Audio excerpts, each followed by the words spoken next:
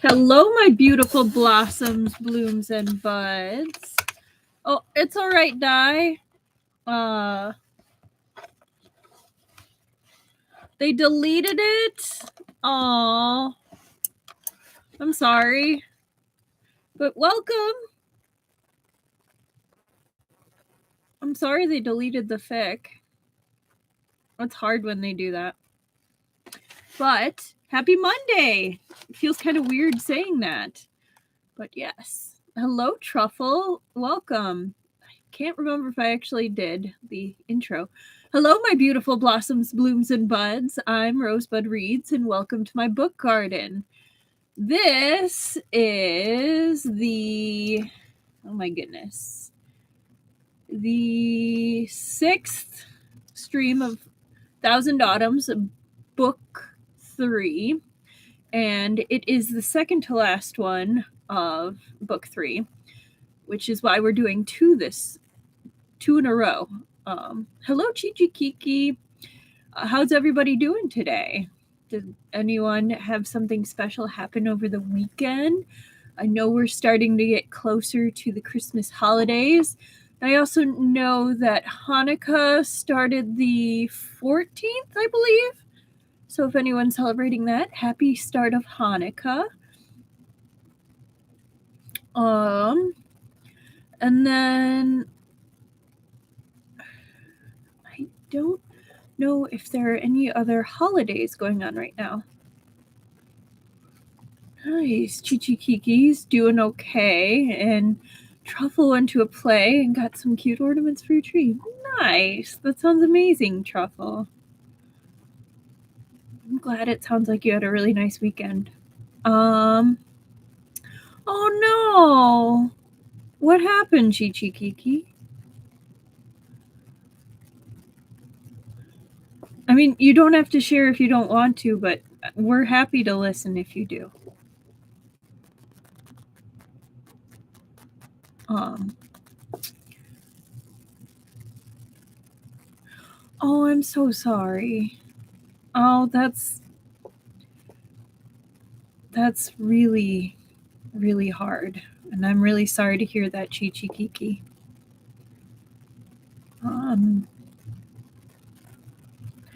I'm really happy you're here, though, and I hope that being here helps even in just a little way.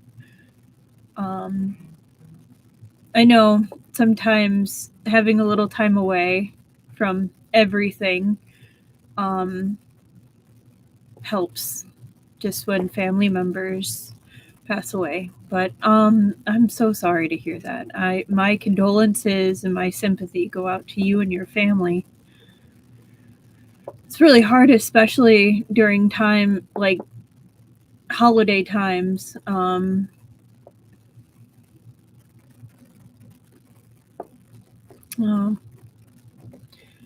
Well, I'm glad it helps.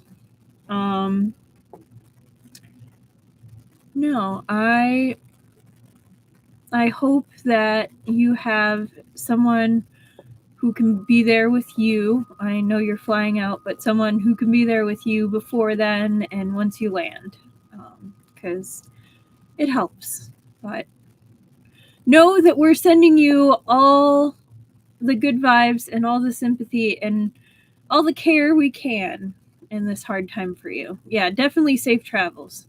That's good. No, that's really good because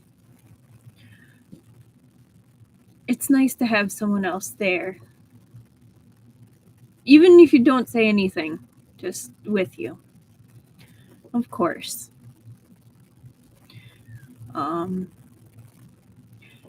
trying to think of if I did anything significant this weekend. And I don't think I did. I think I finished up some shopping. I was excited because I thought I had a lost package and it arrived. I feel a little weird continuing, but I'm gonna show you the ridiculous thing that reminded me of Xie Ling that I ended up getting. I ended up accidentally getting 2 of them because I thought the order didn't. Is it lit? Oh, thank you. They're little clippies, which makes it nice, except I'm constantly wondering if they're straight, but yeah, he reminds me of Xie Ling. He's supposed to be a Christmas tree, but like the little fang, just like he definitely gives snake vibes. But yeah, he's supposed to be a tree. I'd never seen this brand before, but apparently it's Ninic. Like, Ninic. But he's squishy. So I ended up ordering 2, so my niece is going to get one. The other thing in that order, though, this is why I was so upset, though. Nice! These are the other thing that arrived. I'm trying to spread my fingers in a way that shows both their faces. Wei Wuxian's lips look really weird like that. Like he looks like he's wearing lipstick.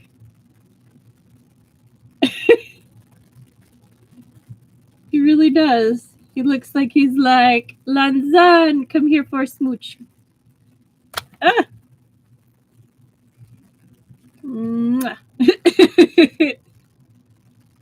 Okay. Okay. Okay. And then I ended up ordering from the Deathly Fruit.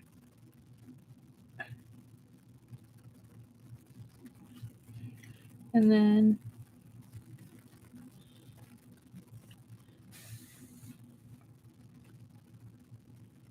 I got Wenning Wolfie.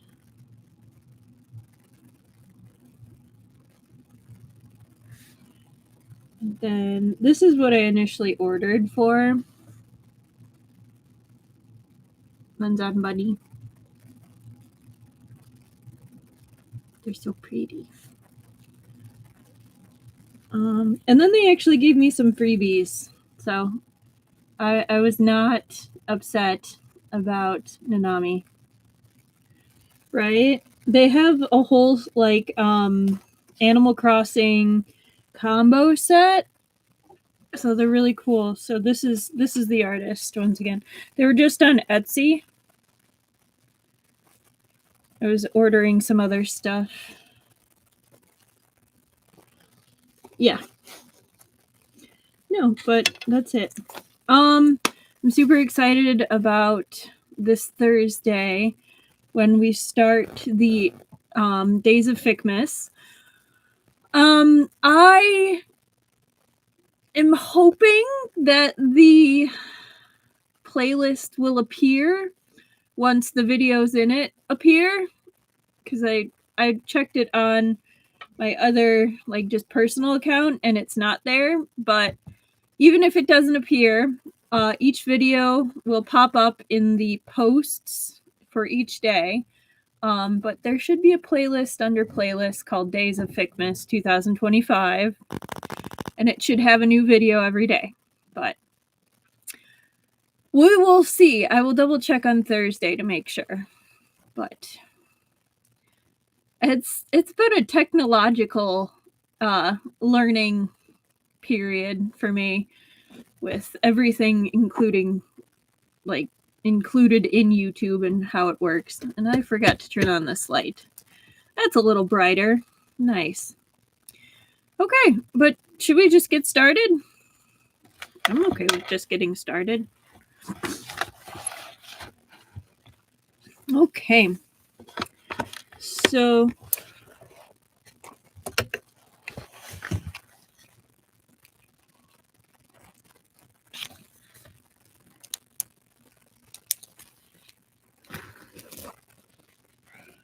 okay, 76.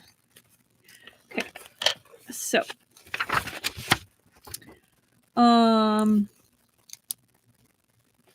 okay, so let's start at 9:30. So last chapter we ended it where Shen Qiao is having a nightmare with Fengge. and feels like he's getting crushed under a boulder. And he's asking Shizen, please move the stone away. This disciple is wrong. Shizen, don't go. And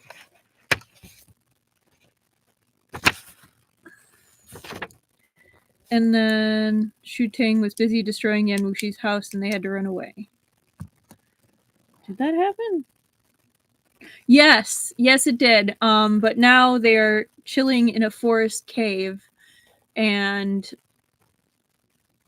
Shen Qiao is sleeping and Yan Wushi wakes up and basically is like, oh my goodness, this soft child, this baby must not have known any hardship growing up, etc. And then Shen Qiao whispers, Xie Ling, and Yan Wushi startled. Then a strange cruelty rose to his face, as if a mask had suddenly broken. Very quickly, all sorts of emotions flashed across his face, some savage, some estranged, some gentle, as though tens of thousands of faces were fighting for dominance, wanting to take control of his expression. It was a chilling sight. The chi within his body began to rampage, much like the warning signs, for the countless times he'd entered chi deviation. Yan Wushi quickly shut his eyes. After a moment, he opened them again, reaching down to carefully stroke Shen Qiao's cheek. Then his hands meandered to the back to grasp his nape, pulling him up a little. Finally, he lowered his own head and swallowed each one of those incessant murmurs, taking them into his mouth. So that was where we ended last time. Okay. I'm going to take a sip, and then we start.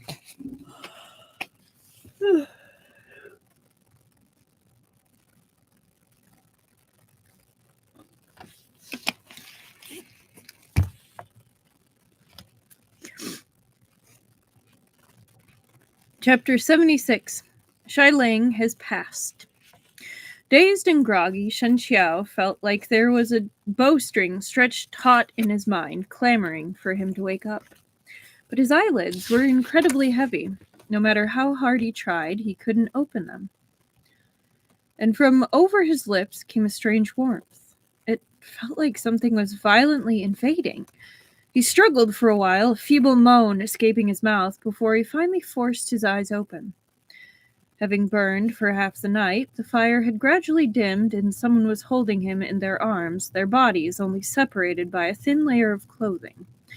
The entire situation caused a sort of indolence to seep forth from his bones, making him wish to just sink into slumber and sleep until the end of time. Shen Qiao suddenly felt a little breathless.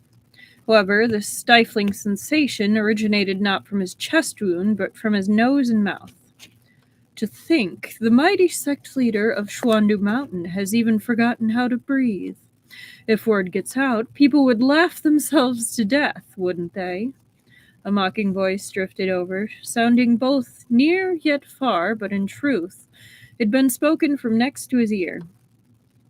Their faces were pressed together, and the other man's tongue was currently pulling out from his own slightly opened mouth. He even pressed a leisurely kiss to Shen Qiao's lips before finally putting some distance between them.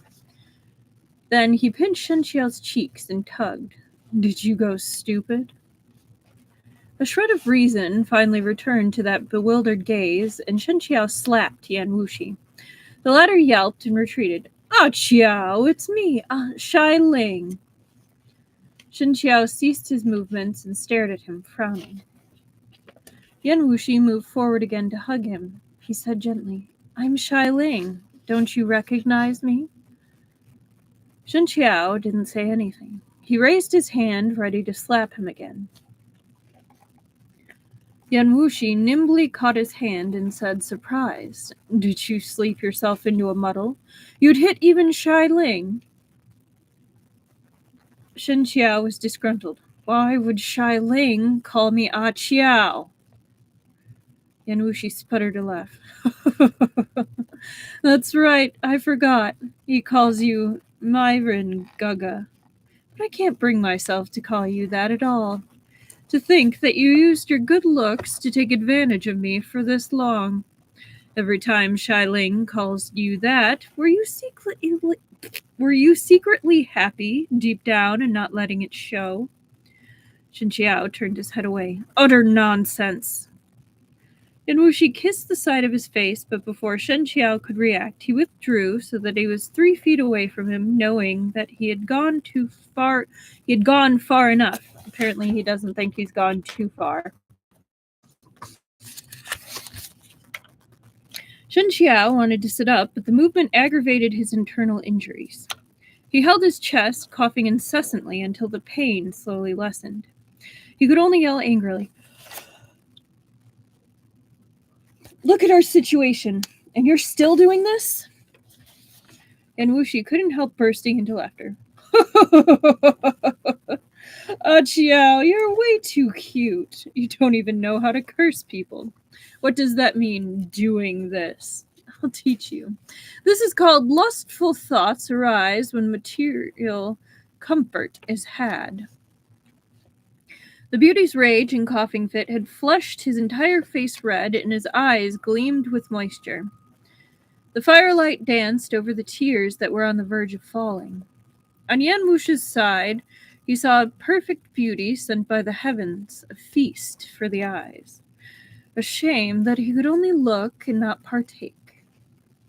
When he realized that Yan Wushi was deliberately enraging him for the sake of entertaining himself, Shen Qiao slowly calmed down. I don't know why I'm yawning so much. I was fine. If you anger me again, my injuries will heal more slowly, and if someone comes after your life while we're on the road, I might not be able to protect you. Yan Wushi laughed. That's fine too. I have a genius plan. Shen Qiao was unconvinced. What genius plan? Last time you disguised me as a woman. It was quite an ingenious method. This time, let's both disguise ourselves as women. We'll take a carriage and pretend we're going to Hang Shang to live with our relatives. Surely we'll be able to fool even the emperor that way. Hearing this, Shen Qiao knew that he still held a grudge. Back then, Yan Wushi had still been ill, so the person who dressed up as Xie Ling had been him. But they shared the same body, so Yan Wushi couldn't have been unaware. Shen Qiao blinked, then avoided the topic entirely. How are you feeling? You're asking about Xie Ling, aren't you? Said Yan Wushi. Shen Qiao was silent for a moment, then made a quiet sound of assent. He suddenly remembered his dream from earlier. The first half had been about Shizun. Probably due to his chest injury, he dreamt of Shizun placing a rock on top of him. It was both disturbing and hilarious. But in the end, it was all due to how dearly he missed his Shizun in his heart. Though his training on Xuandu Mountain had been hard, Shizun's protection had been like a towering tree. He'd blotted out all the human evils of the outside world up until Shen Qiao finally went through his own repeated evidences of hardship. Recalling those years made him nostalgic for the past, when Shizun had still been alive, when his martial siblings had been as close as real family, full of fraternal love for each other, when he hadn't needed to worry about anything beyond advancing his martial arts. It had truly been a carefree time without a single worry. It's really sweet that is literally all he really wants. Like, that is his ideal, is going back to a time when people were at peace and he had his family. As for the second half of the dream, it had consisted purely of various projections from his life since that time. All sorts of people had appeared, one after another, and the only one he could still remember after waking up was Xie Ling. Yan Wushi asked, Qiao, do you wish for Xie Ling to be here still, or do you wish for him to be gone?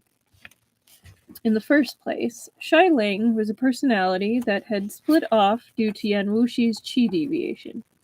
If he was still around, that naturally proved that Yan Wushi had yet to fully recover. Shen Qiao seemed to be at a loss on how to answer. Yan Wushi gave a slight smile at this.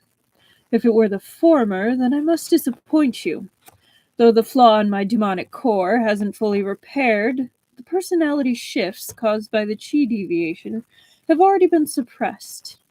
From this point on, Xie Ling will no longer exist. My goodness. Shen Qiao froze a little, then spoke no more, but a look of sorrow slowly surfaced within his eyes. Gathering the outer robe covering his body, he sat and stared blankly, looking both alone and bereaved, both pitiful and lovable. However, Yan Wushi knew very well that beneath this seemingly weak and soft appearance lay a spine of steel that would never bend, no matter the storms and tempests. If this had been the past, malice would have welled up inside him. He would attempt to peel off this person's outer shell to look at the tender flesh hidden inside to see whether it was still the same even after all the setbacks. But now, within his heart was born a strange, indescribable feeling. Though Xie Ling had already been smothered, had his dissatisfaction left an imprint within his heart? Yan Wushi smiled coldly to himself. Even if you had, what's the point? The Shen Qiao, whom you love so much, will eventually forget your existence. You'll never be close to him ever again. Shen Qiao had no way of knowing what he was thinking. After a long time, he gave a quiet sigh, then said only one thing. I'm tired. I'll sleep for a while.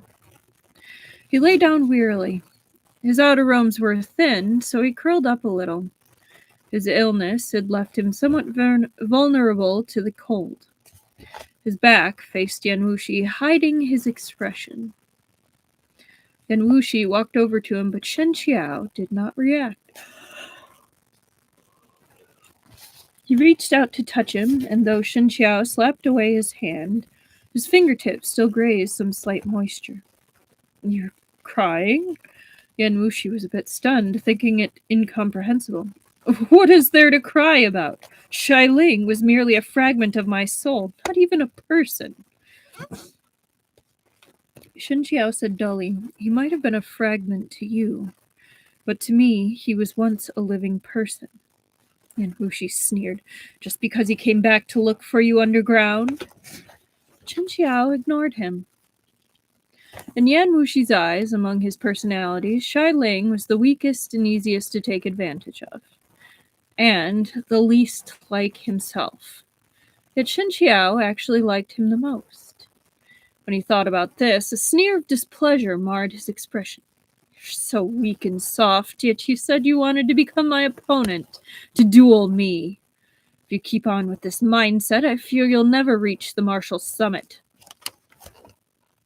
Oh, this is sad. He looks so worn out. Here, I'll go full screen for this one. So, he looks so sad, so tired. His eye bags have eye bags, and they are not Gucci.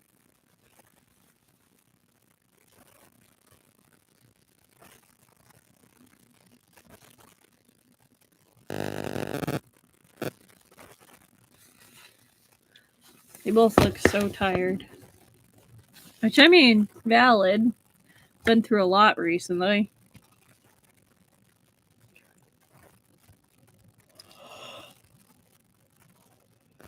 That's true. That's a good connection, Truffle.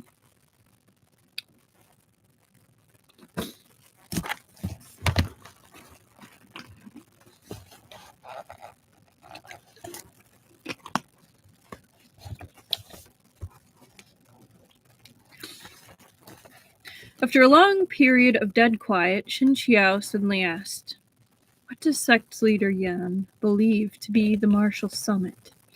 Is it my Shizun, Qi Fengge? Is it Ku Yu Yang? Or is it Tao Hongqing? When calling out Xie Ling, his voice was gentle and affectionate. But now, though they were face to face and only a few inches apart, it was utterly emotionless. Sect leader Yan. Yan Wushi suppressed his displeasure and coldly answered, "As great as their martial arts were, they still cannot be considered the summit." If it had been anyone else who'd said this, they'd come off as overconfident, but before Yan Wushi had entered Qi deviation, he'd indeed been qualified to say so, even if there'd still been a gap between him and those three. "That's right," said Shen Qiao. "The martial path is endless, so how can there be a summit? This humble Taoist may be untalented, but he still knows that a weak or soft personality has nothing to do with martial prowess. Sect leader Yan has his own Tao, and I have mine. Don't impose upon others what you don't wish upon yourself. What does me mourning an old friend have to do with you? I ask that you respect yourself more." He'd only known him for a number of days and only for a scant few meetings. He didn't even know why Xie Ling was called Xie Ling, and he'd already become an old friend. Yan Wushi laughed coldly within his mind, but his frosty expression melted completely. "All right. Our survival depends on each other here," he said gently. "It's only some idle chit-chat, so why are you getting angry?" Shen Qiao answered by yanking his outer robe over his head, refusing any further conversation. Yan Wushi did not press further. The night passed in silence. Shen Qiao woke up very early the next day. Yan Wushi had already returned from washing his face in the cavern stream. When he saw Shen Qiao looking at him, he smiled brightly. "Ah Qiao, lend me Shen He Tong Bei." His expression was gentle, his mood excellent. It was as though the displeasure yesterday had never occurred. It's lagging. Here. I'll reset.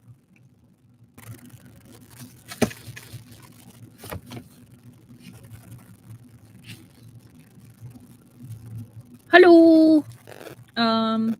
Hopefully that's a little clearer, Truffle. You reset it.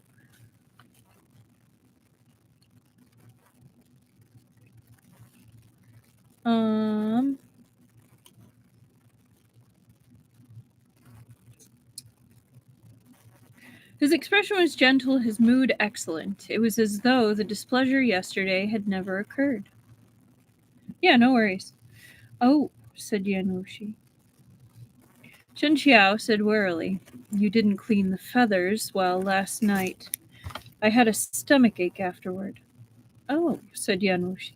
"That's because I realized that feathers ought to be plucked by hand. I won't use it to clean any feathers this time." Shen Qiao's suspicions remained. "What are you hunting? I'll go instead." The moment he stood, a dull pain throbbed through his sternum. Yan Wushi watched him with a frown, then said gently, "You were injured because of me, so I'll go. In any case, I won't use it to clean feathers." Shen Qiao refused to believe that, in the span of one night, sect leader Yan would suddenly gain a heart full of gratitude. But his martial arts were greatly diminished. If he did meet with danger, at least he wouldn't be completely defenseless as long as he had the sword. After thinking for a bit, Shen Qiao handed it over. "All right, pause. With the whole thing about sect leader Yan suddenly gain a heart full of gratitude, I so need someone to draw Yan Wushi as the Grinch. You'd have to have a heart first. I need Grinch Yan Wushi. Like, I'm sure in the World Wide Web someone has done it, but I need to throw this into a group chat and just see who makes it, because that is fantastic and it works so well. Could be the purple Grinch. Yan Wushi left with the sword. Before he did, using rolled up leaves, he considerately scooped some water for Shen Qiao to wash his face with. With the early spring climate, the cool water against his cheek cleared his mind at once. The jade cistanch's effect was truly extraordinary. His sternum hadn't healed completely, but it already greatly improved after a night's sleep. Even the pain that came with breathing had eased greatly. He sat cross-legged, circulating his qi. He'd been doing this for a long time when Yan Wushi returned. "You left the mountain?" asked Shen Qiao, surprised. "No," said Yan Wushi. "I just went round to observe the situation a little. If everything goes as expected, we should be able to leave the mountain tonight." Shen Qiao nodded, then noticed he was carrying a tree branch. 2 fish were skewered upon it. "Where did you get such large fish?" "Spring brings a lot of rain, so the fish are naturally fresh and tasty." Shen Qiao suddenly had a bad feeling about this. "How did you gut and scale them?" Yan Wushi didn't even look up. "I used the sword, naturally." "I didn't lend you Shen Qiao so you could scale a fish," said Shen Qiao angrily. Yan Wushi sighed. "Ah, Qiao, you're so unreasonable. You said I couldn't use it to clean feathers, and I promised not to. But you didn't say I couldn't use it to scale fish. Besides, isn't half of the fish going to end up in your stomach anyway? Or don't tell me you won't be able to use the echelon of sword heart if your sword smells like fish." The "you making trouble out of nothing, but fortunately I'm magnanimous and forgiving" expression on his face made Shen Qiao so angry he almost picked up a nearby rock and flung it at him. Valid. Extremely, extremely valid.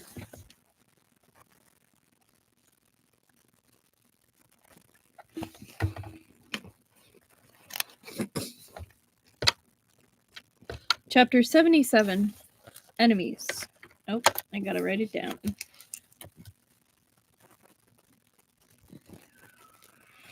"33. Chapter 77. Enemies. When it came to tailor shops, Ji was probably the most famous throughout Tonggu County. Anyone would agree. Ji's owner, Madame Feng, also thought so. She wasn't very old, not even 30, but she'd already been a widow for over 10 years. She'd only been married into her husband's family for 2 years when he suddenly fell sick and died. At that time, Madame Feng had been pregnant with his child. Her parents-in-law had felt guilty, so they gave her the money to open the tailor shop. Afterward, her parents-in-law also passed away, one after the other, with her husband's younger brother inheriting the family business. Unfortunately, her brother-in-law was incompetent, and he squandered all the wealth and property completely within a couple of years. Instead, it was Madame Feng's shop that prospered, growing ever larger. Oh, yep. Injustice for Shen Qiao. That's fair. Alright, there we go.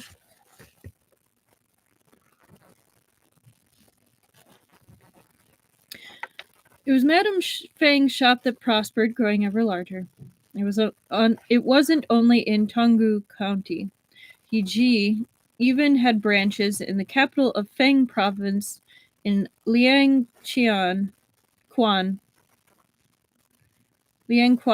County. But Madame Feng was attached to her hometown. Even though she owned property in Liangquan County, she remained in Tonggu. She'd risen early today to inspect one of her stores. When the shopkeeper heard that the owner had come, he quickly ran out to greet her.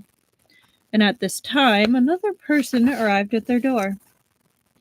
"I apologize to this customer," said the shopkeeper, walking over to the newcomer while smiling.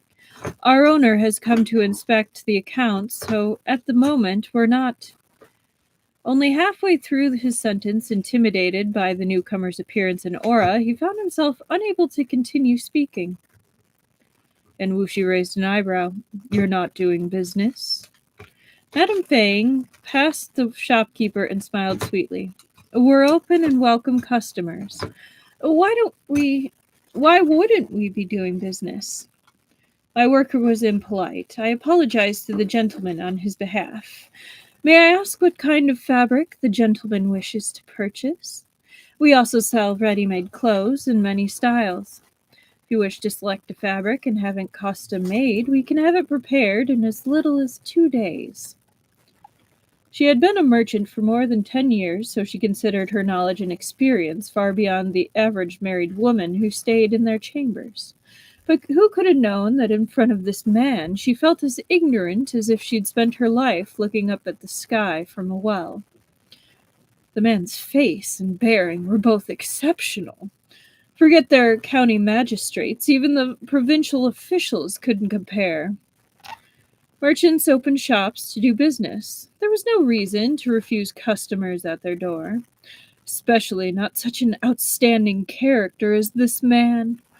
After seeing him, which woman wouldn't feel a little on edge, her maiden's heart blossoming? Even Madame Feng's smile had become a few touches more genuine. Originally, Yan Wushi had wanted to pick out 2 outfits, but upon hearing her words, he had another idea. In other words, you also sell ready-made outfits for women? Yes, of course. Madame Feng's smile didn't change, but she couldn't help feeling somewhat disappointed inside. He was such a handsome gentleman and looked so arrogant and unyielding. Definitely not the type who could be ordered around by a docile woman. Yet he'd personally come to purchase clothes for one? Half a month ago, Shen Qiao and Yan Wushi had left the mountain cavern. They'd traveled continuously south until yesterday, when they'd arrived and stopped at Tonggu County in Fengge Province, not that far from Hangshong. Shen Qiao liked the quiet. Whenever he had time, he'd practice martial arts in the inn, never finding it dull. So Yan Wushi went out on his own. To err on the side of caution, it would be best if they kept to themselves before they arrived in Chang'an, so as to avoid encountering anyone. But this was impossible. Just meals and lodging required them to enter an inn, for starters. Besides, if he were to cower in fear at any sign of potential danger, then he wouldn't be Yan Wushi. He'd originally wanted to purchase 2 outfits as changes of clothes, but after hearing Madame Feng's words, he changed his mind. Is the gentleman purchasing it for his sweetheart, his sister, or a senior relative? Asked Madame Feng. What's the difference? Asked Yan Wushi. A giggle escaped Madame Feng. I can tell that the gentleman has never purchased clothes for a woman before. There's naturally a science here. For older relatives, the color must not be too bright. It's better to be a bit more modest, and the embroidery less fashionable. If it's for your sister, you can choose colors like pale pink or willow green, with butterflies or roses for the skirt patterns. If you gave that to a senior, such designs would be much too frivolous. And what if it's for a sweetheart? Asked Yan Wushi. Madame Feng suppressed a flicker of disappointment. If it's for your sweetheart, then you can just select the colors and patterns she likes. What color does your sweetheart prefer? Yan Wushi thought for a while. Perhaps sky blue. Sky blue is a difficult color to wear, said Madame Feng, unless her skin is very fair. Yeah, I feel so sorry for Shen Qiao. I felt sorry for Shen Qiao for a while, but yes, I agree, Truffle. Well, Yan Wushi smiled briefly. Well, it is indeed quite fair. Then, does your esteemed self wish to purchase a ready-made outfit or some fabric for a custom-made one? If you want something ready-made, we have various measurements available. How tall is the lady? Yan Wushi only wanted to take a bit of revenge on Shen Qiao to give him a taste of dressing up as a woman. But when he heard Madame Feng's words, he grew a little interested. About half a head shorter than me and a bit thinner. Madame Feng was shocked. Half a head shorter than you?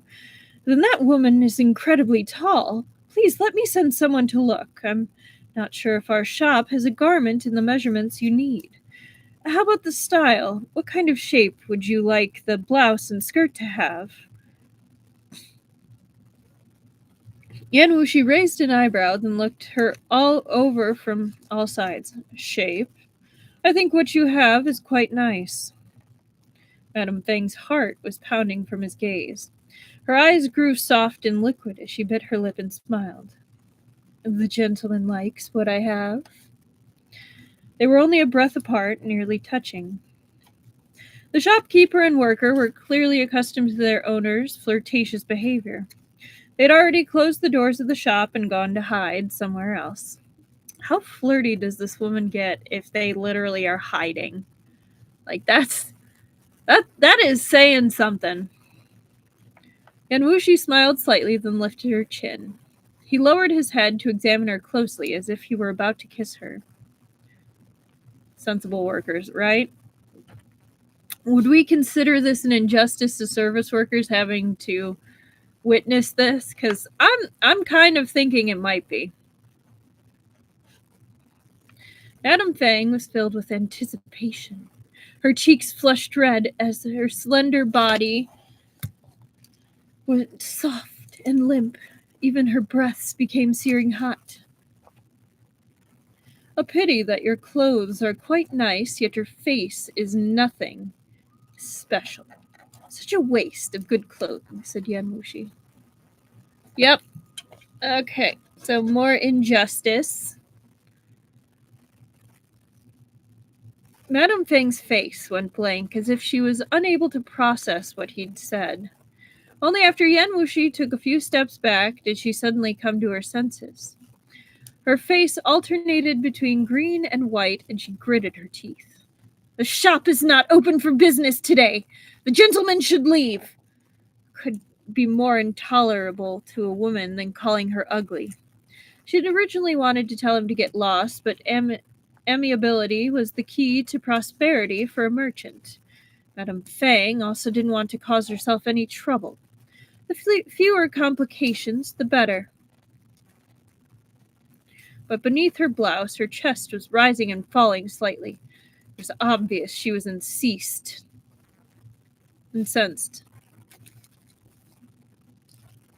Yan Wushi sneered a little. Your courting attempt failed, so your shame enraged you.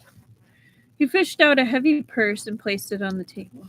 If you want to run a business, being too quick to anger isn't good.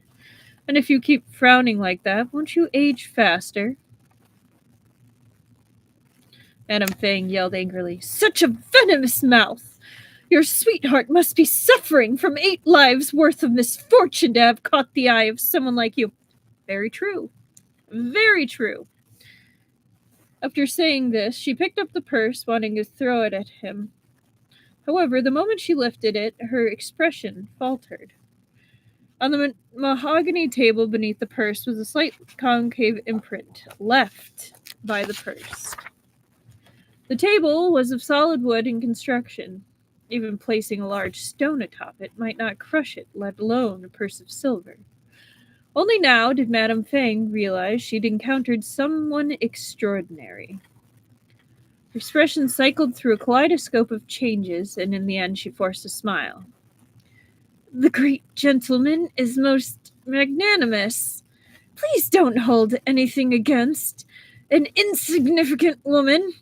Her esteemed self wanted a set of sky blue clothing ready-made. This one will have someone look for some. So she said, but her heart was long filled with loathing towards Yan Wushi. She couldn't stop herself from cursing him, wishing for his sweetheart to prove fickle soon and cast him aside. Of course, Yan Wushi couldn't tell what Madame Feng was thinking, and even if he could, he wouldn't care. Once he finished purchasing the clothes, he had someone send them to the inn. Then he left the shop empty-handed, leaving Madame Feng gnashing her teeth behind him. The streets of a country town weren't as lively as those of a provincial capital, but there were still people coming and going. After walking several dozen steps, Yan Wushi suddenly stopped. They laughed quietly. Whose mice are you? Skulking about and afraid to show yourselves?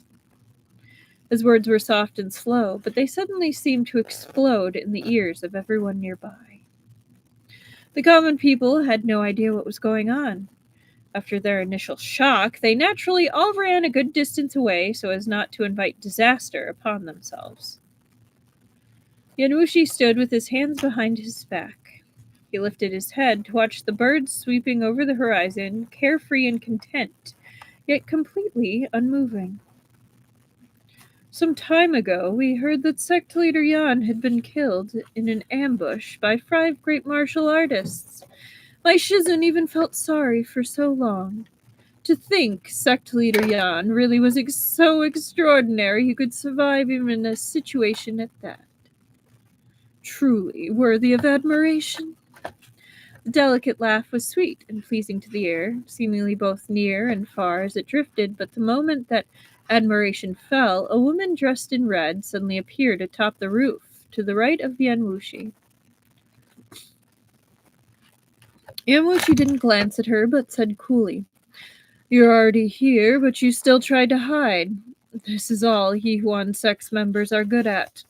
No wonder you sought to support from Qi. Now that Qi's been destroyed, you've all become stray dogs. To whom will you enslave yourself next?" I feel like Sun Jingxing was only sorry he couldn't find enough wine to celebrate, right?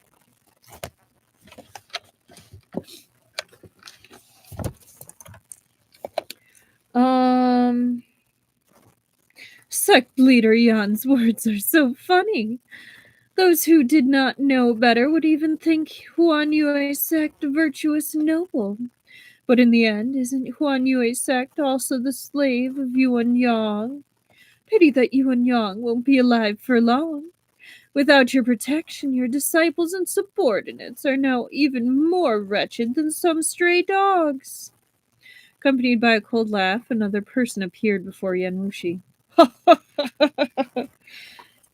If Shen Qiao were here, he'd recognize him at a glance.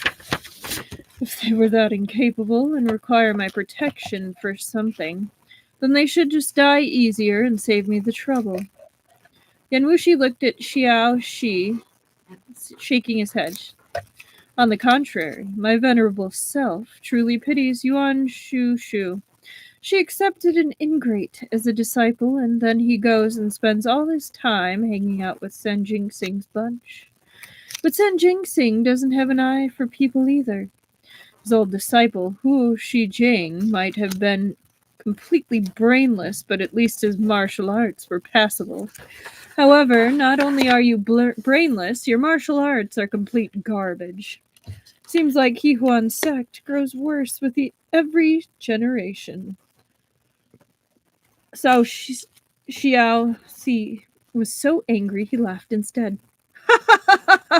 Sect leader Yan truly has the nimblest of tongues. Don't kneel and beg for mercy later. With their abilities, Xiao Si and Bai Rong could be considered first-rate within the Jianghu. If the two of them joined forces, it would be difficult for Yan Wushi to beat them back in his current condition. Yeah. Good burn. But Yan Wushi's focus wasn't on either of them at the moment. Instead, it was on the man slowly approaching him from behind. How long did you all wait here before this venerable one finally appeared? He asked. Bai Rong replied sweetly. We heard that Buddhist master Shu Ting had a chance encounter with sect leader Yan in Wei province. Then he lost track of sect leader Yan's whereabouts afterward. Elder Yan said that sect leader Yan would definitely return to Chang'an, but for the sake of avoiding his enemies, he wouldn't take the shortest route. So we specifically took a detour and waited in Fengge province. Little did we expect that it really was as Elder Yan predicted. However, sect leader Yan, you need not be so upset, because even if you'd taken a different detour, it'd still be the same. Han Shang has the Li Hua Guild, Yang Province has the Gok Turks. You're trapped no matter where you go, and there's nowhere to escape to. If you want to blame something, blame the fact that you have too many enemies. Since the heavens themselves wish for your destruction, even the gods are coming to your aid. coming to your aid won't save you. The one who said this was Yan Shou. He walked towards Yan Wushi step by step, his footfalls incredibly slow and steady. But his gaze never left Yan Wushi for even a moment, as if he were a cheetah in wait, ready to pounce at any moment and tear its enemies apart with its sharp teeth. Yan Wushi burst into loud laughter. Gods! This venerable one has never believed in gods. As soon as the words left his mouth, he moved. So I realized that for Yan Shou, I feel a little bad because I totally did the Byrong voice for him. So he was feeling it. He was feeling himself in that moment. Oh well. I was feeling that laugh. All right, chapter 78. I'm going to say 52 because I'm going to take a sip.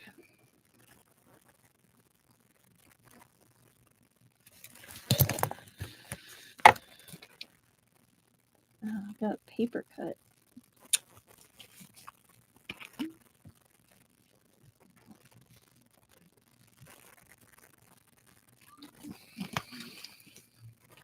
All right.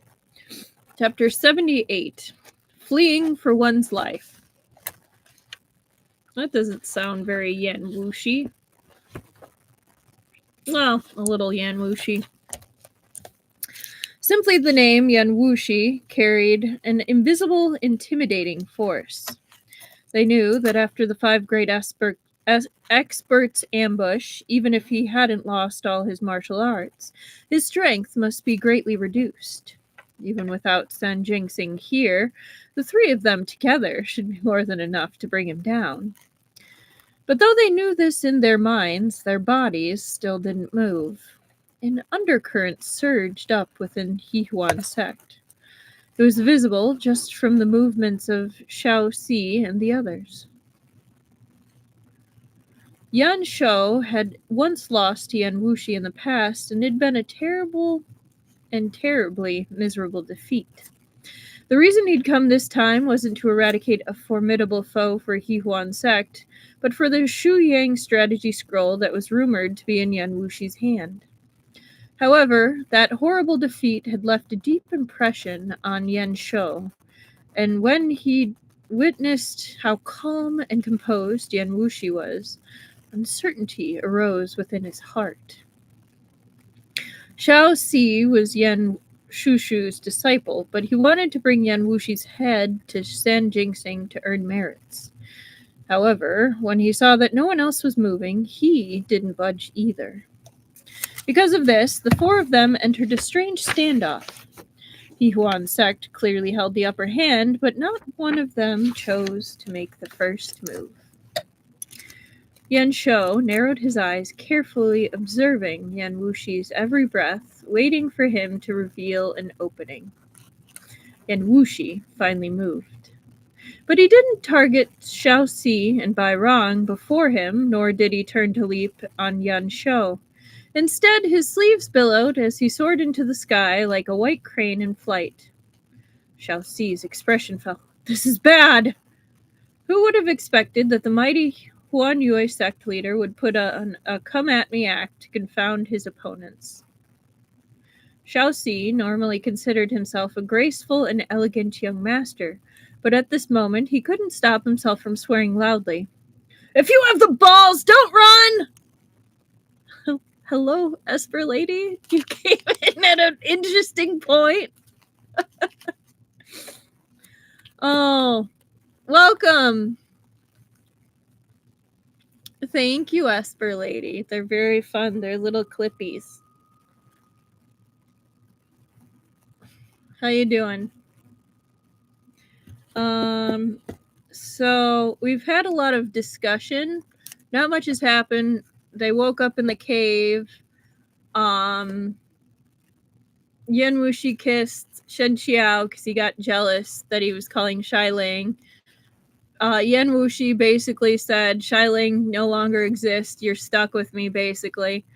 Yan Wushi borrowed Shan Qiao the sword, caught fish, skinned the fish, and kind of pissed off Shen Qiao and just made him really sad. And then went to a tailor shop and pissed off the lady there. So we got some injustice of service workers up on the chart.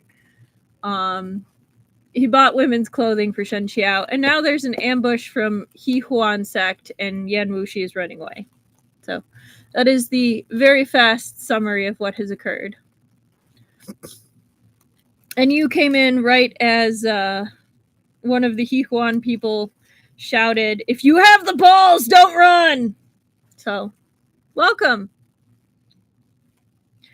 Airborne laughter drifted to them. Yeah, no worries.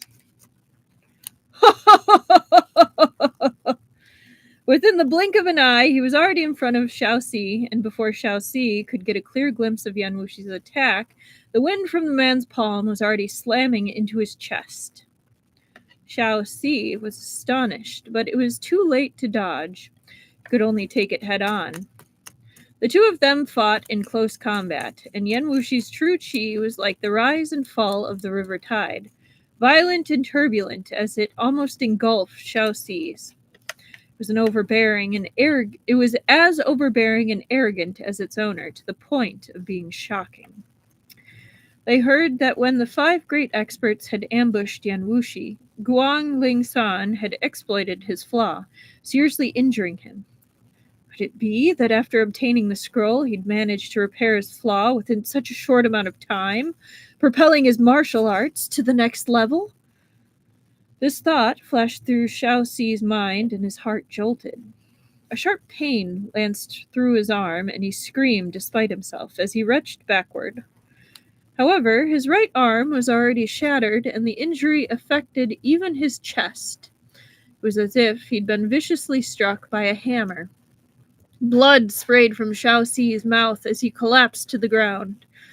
When he turned his head, another couple of crimson mouthfuls splattered onto the ground. Xixian, are you all right? Bai Rong cried out in alarm as she flew over to support him.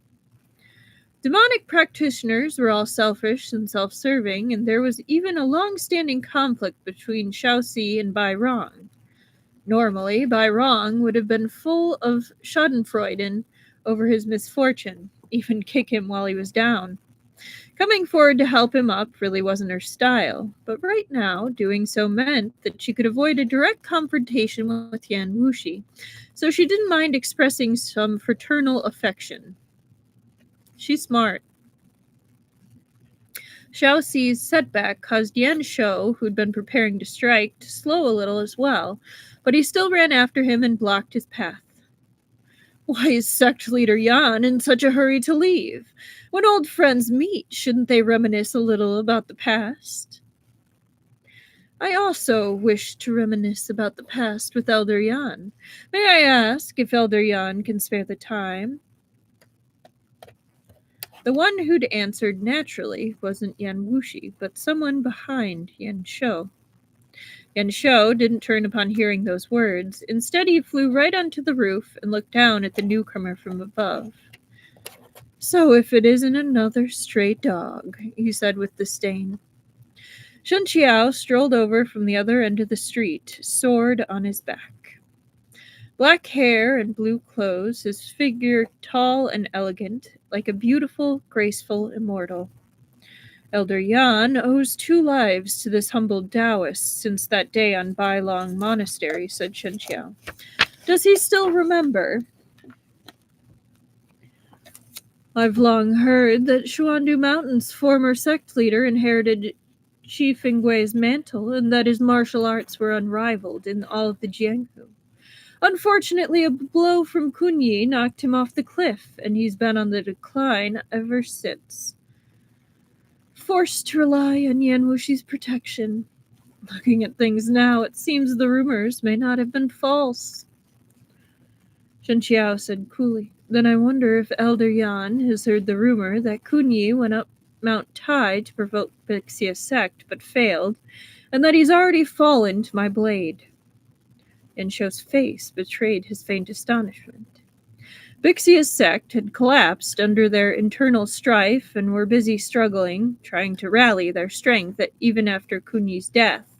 Well, the Gokturks themselves certainly wouldn't go around proclaiming the news. Thus, Kunyi's death had been effectively concealed, and everyone thought that he'd simply returned to the Khaganate. No one could have imagined that he died at Shen Qiao's hands. Bai Rong laughed sweetly. It's only been a few months, but Shen Lang's martial arts have again soared. Truly a commendable feat. However, our sect leaders already ordered us to seize the Shuyang strategy scroll, and Elder Song and Bao Yun are already on their way here. No matter how amazing your martial arts are, I'm afraid you still can't take on all of Hihuan's sect. Since the matter has nothing to do with you anyway, why not just stand aside and watch? Why do people keep taunting Shen Qiao? Because bro probably looks like he's one stiff breeze away from like keeling over. Like, we saw the picture before. Dude looked exhausted and like he needed 3-day nap, a soft pillow, and like a hot bath. Like, he's probably not looking his best, but I agree, Truffle. Like, it's just bad idea.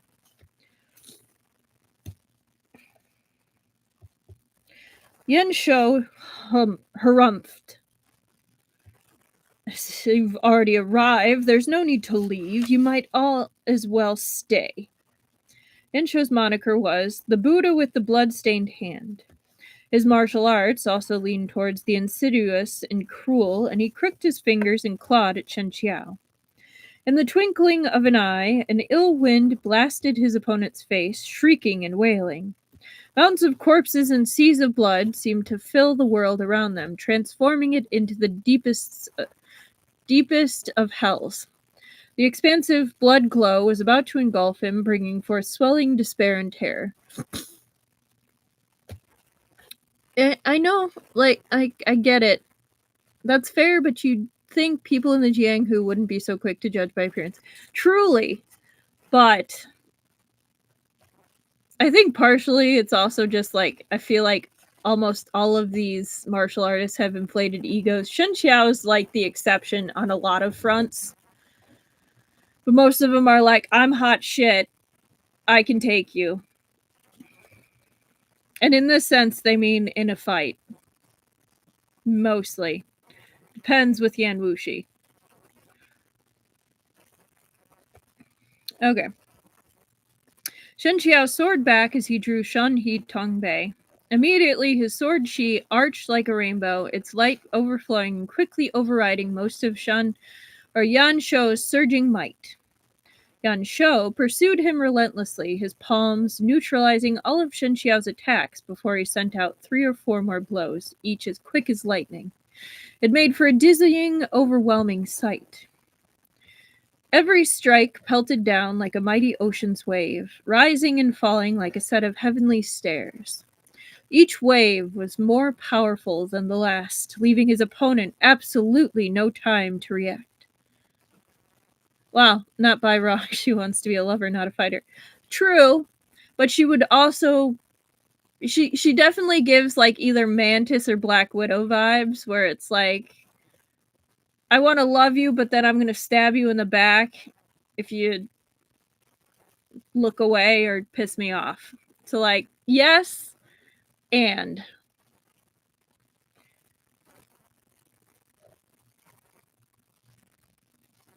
maybe not quite that level. If you're anyone except Shen Qiao.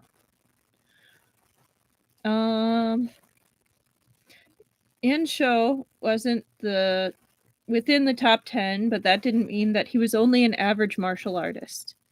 In the 10 years Yan Wushi spent in seclusion, Huan Yue's sect had concentrated their operations on the imperial court of Shou, while Fa Jing's sect had departed from the distant Tu Yuhun. Only Yihuan's sect remained in the Central Plains, and their influence in Xi, especially, had greatly exploded. And Yan Shou had managed to stake out a spot for himself among Yihuan sect's throng of talented members to the point that he was equal with Sun Jinxing. Yep, she would be a Black Widow, absolutely. This was certainly not due to his good looks.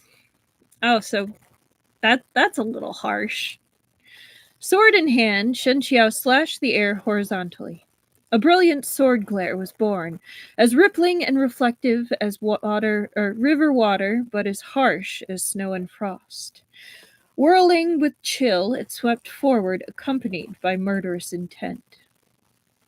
With the battle going strong on that end, those on the other end weren't slacking either. Xiaoxi and Bai Rong surged forward side by side, hampering Yan Wushi from the front and the back, preventing him from disengaging. While Shen Qiao dueled Yan Shou, he took the time to glance at Bai Rong and Xiaoxi's attacks. He couldn't help but frown to himself. The two of them were martial experts from Hihuan Sect's younger generation. Aside from the various elders, they were among the strongest in martial arts. The Xiao Bai pair were immensely talented.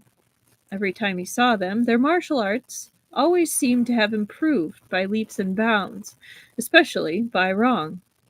The first time he met her, she only just had ascended to the ranks of first-rate martial experts, and now, as she gave her all to catch up, her Blue Lotus seals had been honed to perfection. Her posture was lithe and graceful, with murderous intent lurking beneath, impossible to completely guard against. Shen Qiao knew very well that Bai Rong had shown him great mercy several times. Earlier, under the pretext of elucidating their strength to Shen Qiao, she notified him that Sun Jinxing would be coming, telling Shen Qiao not to meddle. However, the trace of tenderness she had for Shen Qiao would definitely not be extended to Yan Wushi. At this moment, she and Xiaoxi worked in tandem, their every move poised to kill. It was like an inescapable, all-encompassing net, their tacit understanding flawless as they entrapped Yan Wushi between them. Due to the heavy injuries Yan Wushi had suddenly inflicted on Xiaoxi earlier, both were filled with apprehension and caution, leaving them unwilling to use their full strength. But only Shen Qiao knew that Yan Wushi's current martial strength was limited, that it hadn't even recovered to half of his peak. Seriously wounding Xiaoxi was already the most he could do. Forcing him to also face off against Bai Rong, who'd improved massively, was an arduous struggle. If the battle dragged on and the two of them realized this, they'd no longer hesitate to use their full strength against Yan Wushi. Because Shen Qiao needed to handle Yan Shou, he wouldn't be able to attend to him either.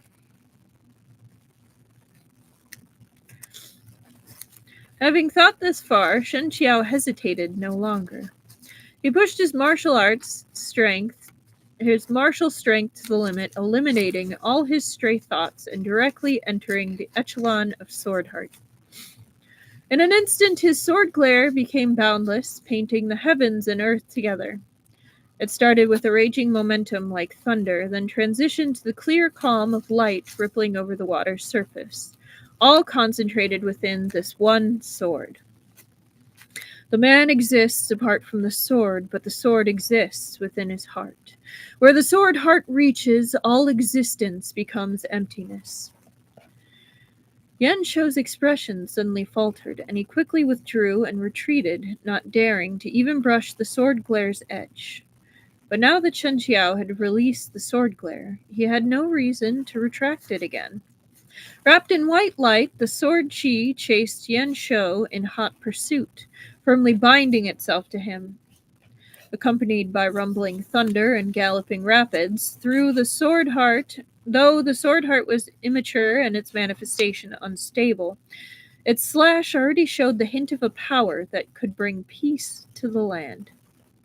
So, with that line, bring peace to the land, not gonna lie, it sounds like bring peace to land by completely demolishing it. Just leveling the playing field. Bring peace to the land. Peace to the land. Shen Qiao didn't withdraw, but rather swept over straight to Bai Rong with the swing of his blade.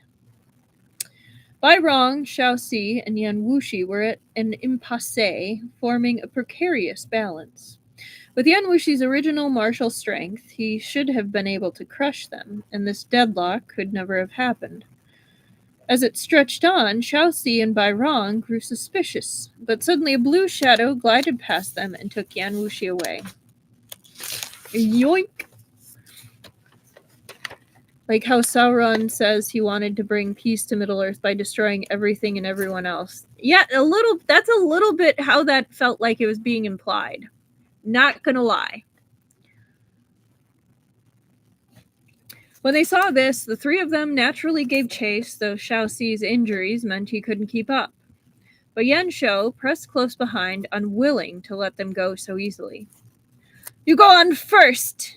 Get in the forest we passed before entering the city. I'll hold them back. Shen Qiao's words came incredibly fast, and the instant he finished, he shoved Yan Wushi forward. Without waiting for a response, he grabbed his sword and turned towards their three pursuers. Yan Wushi looked back, his gaze intent.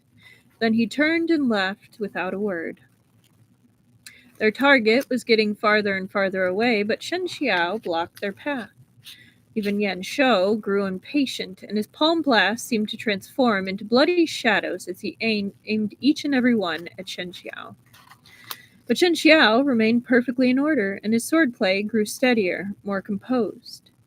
In the face of Yan Shou's frenzied gale of attacks, without Yan Wushi here, he could instead focus his full attention on the situation before him. Shanhe Tongbei roared in the wind, and Shen Qiao's blue robes lent him an immortal grace. As he wielded the azure wave sword techniques that he'd improved, a majestic display arose and swept forth unhindered.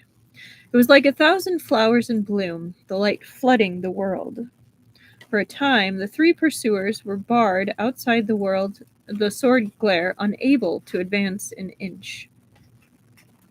Yan Shou gave a muffled humph, and his movements grew faster and faster, his figure flickering through poses until it was impossible to discern what was real and what wasn't.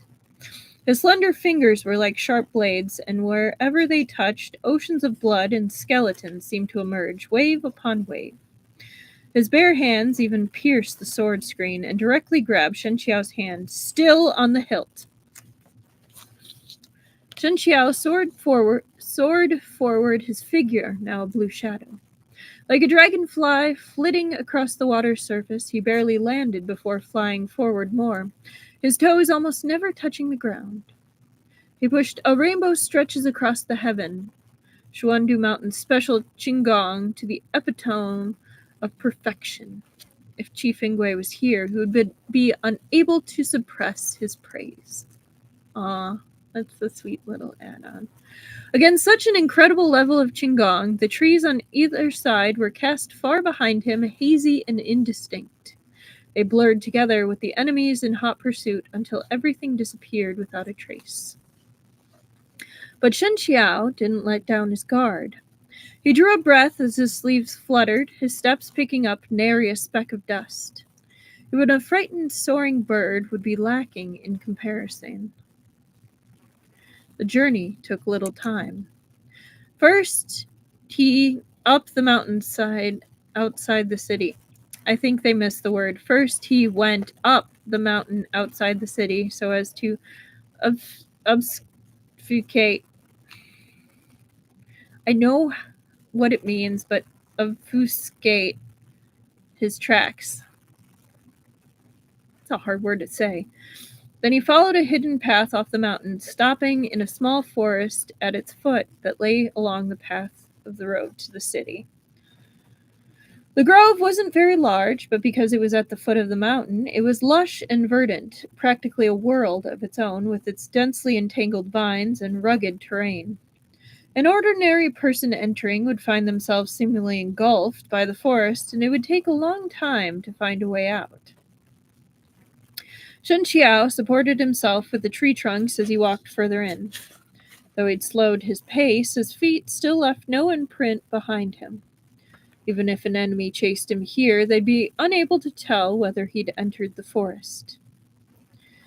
After about half an hour of walking, he saw that he'd entered the forest depths and had almost reached the jungle at the foot of the mountain. Then, finally unable to push himself any longer, he stopped for a short rest. A hand suddenly reached out beside him and grabbed his wrist.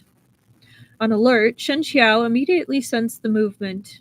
He yanked his hand back and retreated, but upon seeing the newcomer's face, he immediately stopped and breathed a sigh of relief. "It's me," said Yan Wushi. He caught his wrist again as his other hand moved to support Shen Qiao's waist, and he walked further into the forest. "Why did you take so long to get rid of them?" At this point, Shen Qiao's strength was already exhausted, so he let Yan Wushi support him, gingerly leaning half his weight onto the man. "There's naturally nothing to worry about if it were only the three of them," said Shen Qiao. "I'd originally wanted to kill Yan Shou to avenge the abbot and Chu Yi, but then someone else came. He was dressed like a monk and looked younger than Bai Rong, yet he was on par with Yan Shou in strength. An extended battle isn't favorable to me, so I was forced to find a chance to disengage." He didn't know the man's identity, but Yan Wushi knew right away. "You're talking about Bao Yun, one of He Huan's sect's elders. He likes to disguise himself as a monk and wanders about preaching scriptures. He used that to deceive female worshippers so he could sleep with them. The Buddhists hate him for sullying their reputation, and in recent years they've repeatedly tried to hunt him down and kill him. He doesn't appear in public much, but martially he's no weaker than Yan Shou." Hearing about the man's actions, Shen Qiao frowned despite himself, his face betraying his disgust. "Bai Rong said just now that Sen Jinxing and Bao Yun were following behind," he said. "If Bao Yun is here, then Sen Jinxing shouldn't be far either. We must leave as soon as possible. Otherwise, with that many people, they may find us. Can you still walk?" Shen Qiao gave a strained smile and shook his head.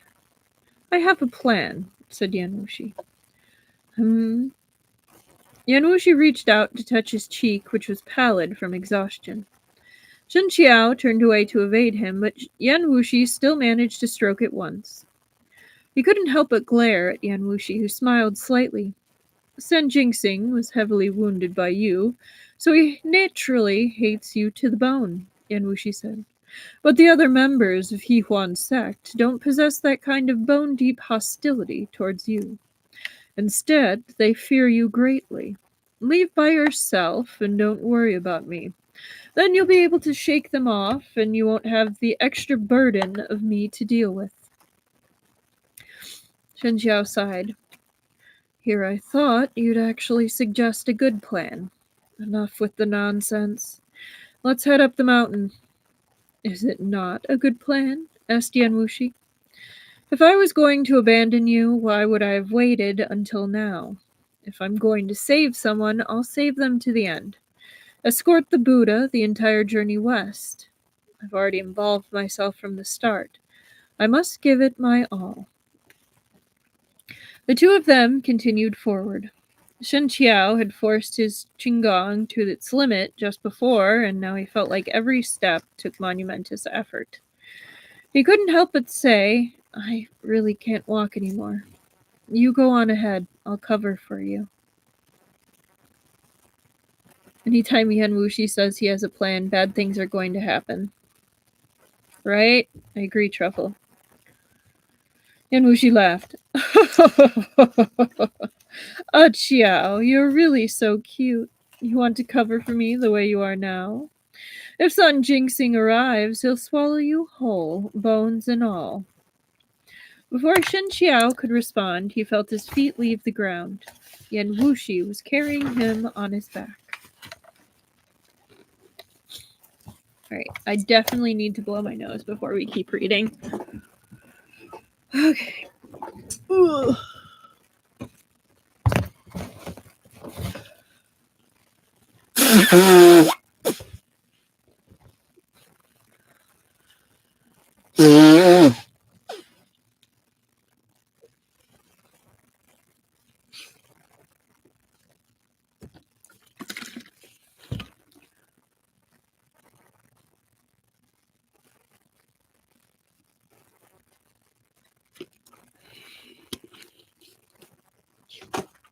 Yay. I hope this doesn't mean I'm getting a cold. I'm hoping it's just dust.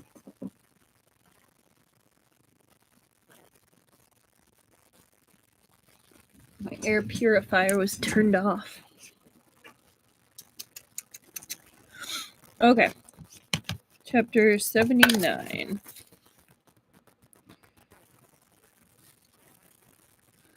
$121.15.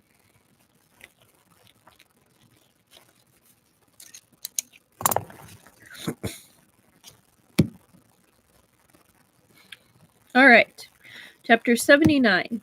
Sacrifice. Shen Qiao had not anticipated Yan Wushi's actions at all, and for a moment he was stupefied.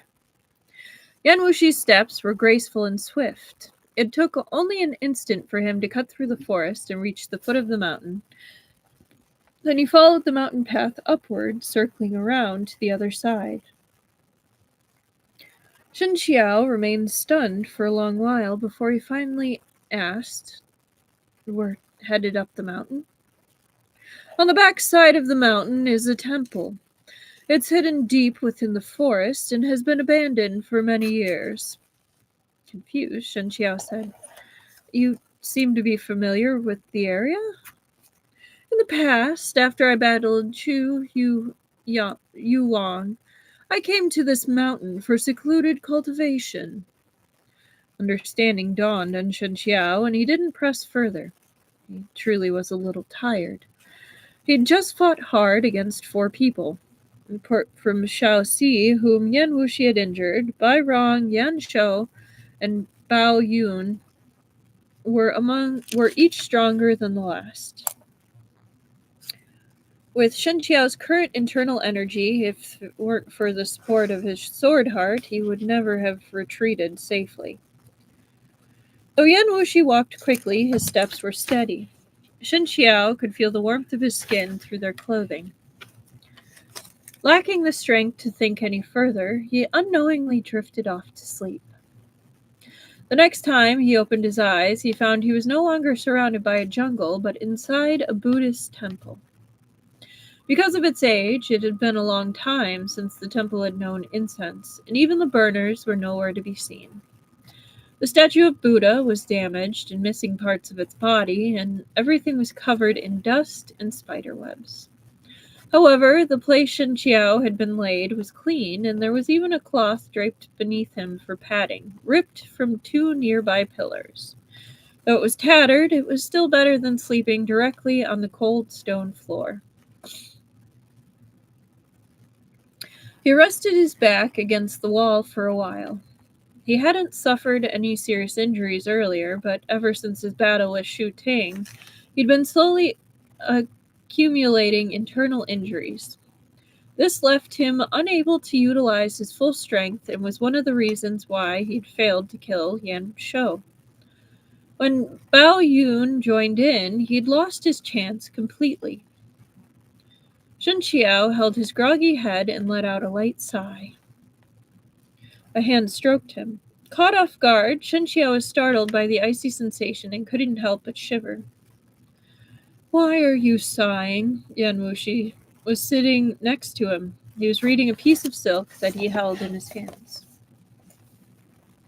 Shen Qiao squinted at the silk for a moment, scrutinizing it, before he confirmed that it was the Shuyang strategy scroll that Yan Wushi had seized from Chen Gong. He was about to speak when he saw Yan Wushi's hand flip over. The silk fluttered right into the fire and was swallowed by the flames in an instant. Shen Qiao's words caught in his throat. Yan Wushi turned his head and saw his expression and answered the unspoken question. "I've already memorized the contents. What's the point of keeping it?" "You could have given it to He Huan's sect as a last resort in order to extricate yourself," said Shen Qiao. "You won't even leave yourself a way out?" "Even if I gave them the silk, do you truly believe that this is the real scroll?" Shen Qiao frowned in response. Yan Wushi sneered a little. "In the past, Riyue sect had a secret technique. Even you probably haven't heard of it. Bluntly speaking, when demonic persuasion is honed to the pinnacle of perfection, you can use it to control other people's minds and actions, forcing them to speak the truth without realizing. If I were in their place, I too would rather use this method to obtain the testimony I want instead of believing in a piece of silk covered in words. So, Yan Shou and the others wanted to take advantage of your greatly reduced cultivation to capture you, then force you to tell them the scroll's contents. Correct, said Yan Wushi. My value to them isn't as a corpse, but in the Shuyang strategy, and my identity as Huan Yue's sex leader. With me in hand, they could easily take command of Huan Yue's sect. To Shen Qiao's knowledge, Yan Wushi had already read 3 out of the 5 of the Shuyang strategy scrolls, most notably the ones from Ruo Qiang's Underground. That one recorded information on how to improve and repair the Feilong scriptures. Sun Jingxing and Yuan Shushu also cultivated with the Feilong scriptures, so they'd naturally understand the effects caused by the flaw in the demonic core. Each day the flaw went unrepaired was a day they couldn't obtain ultimate perfection with regards to the Feilong scriptures. They wished to obtain this information more than anyone else. In the past, Yan Wushi would have naturally been far above them, leaving them too afraid to act rashly. But the current Yan Wushi had been ambushed by the 5 great experts and crawled back from the jaws of death. His martial abilities were sufficiently diminished. If they didn't act now, then when? Shen Qiao couldn't be clearer on the methods demonic practitioners used. Back then, because Shen Qiao had killed Sun Jingxing's disciple, Huo Shiting, Sun Jingxing had wanted to destroy his martial arts and then break all his limbs to make him his toy. First, he wanted to play with Shen Qiao wantonly, then toss him to the rest of Hehuan sect to be ravaged. Given the long-standing antagonism between Huan Yue's sect and Hehuan sect, as well as Yan Wushi's cutting demeanor and self-indulgent actions, the moment he fell into Hehuan sect's hands, his fate certainly wouldn't be any better than Shen Qiao's. Oof. Considering this, Shen Qiao's brows knitted tighter and tighter. If that's the case, we must set out quickly, at least they catch up. Yeah. Now, he's part of my language. He's one sick fuck. Like,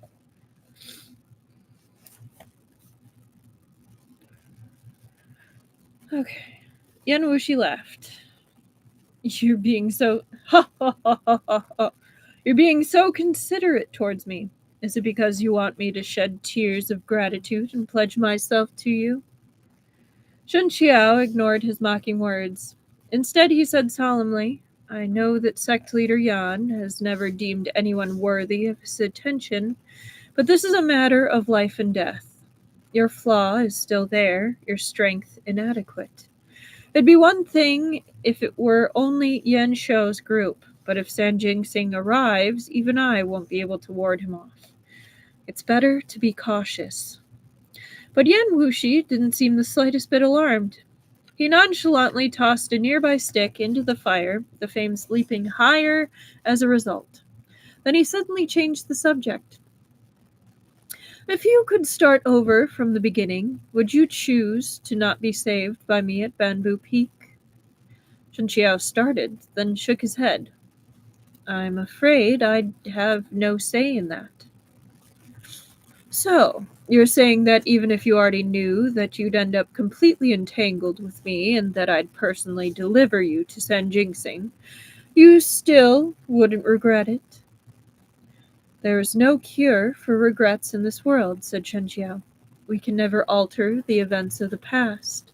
Instead of clinging to resentment, ensuring I can never get free, I'd much rather thank you for teaching me how to view the world and the hearts of people. Firelight illuminated his earnest expression, revealing a trace of unique gentleness. I could not help thinking in that paragraph We can never alter the events of the past. Instead of clinging to resentment, ensuring I can never be free. I'd much rather thank you for teaching me, view the world in the hearts of the people. I was like, that's what fan fiction is for. Yan Wushi suddenly began to laugh. Foolish Qiao, he said gently. When have I ever been good to you? He reached over as if wanting to stroke Shen Qiao's cheek. Shen Qiao leaned back to avoid it while raising a hand to block, but he didn't expect that Yan Wushi would raise his other hand too. It wasn't to attack, though. He only swept his sleeve before Shen Qiao's eyes. Smelling something strange, Shen Qiao tried to halt his breathing, but he'd already inhaled some. His already weak body went limp entirely, and the other man took the chance to tap his acupoints. When are you going to fix your bad habit of leaving yourself unguarded? Yan Wushi shook his head. Or do you already consider me someone you can trust deep down? I still want the fanfic where Shen Qiao ends up with an accidental orphanage in Funing country. I'm sure there is one. He does have a habit of, adopting children on the road. He ignored Shen Qiao's glare and lowered his head to kiss the tip of his nose. Then he lifted Shen Qiao in his arms, carrying him horizontally to the back of the Buddhist cave statue. Only then did Shen Qiao notice that there was a large recessed opening in the back of the statue. The inside was neither large nor small, but just enough to fit a cross-legged person within. He does attract ducklings. He's got that mama duck energy. Yan Wushi even had the leisure to explain to him. Casting a Buddha statue is quite expensive. Many temples will hollow out the back of the statues to save on costs. I've been to this temple before, and this statue is quite crudely made. Even the cavity's construction was sloppy.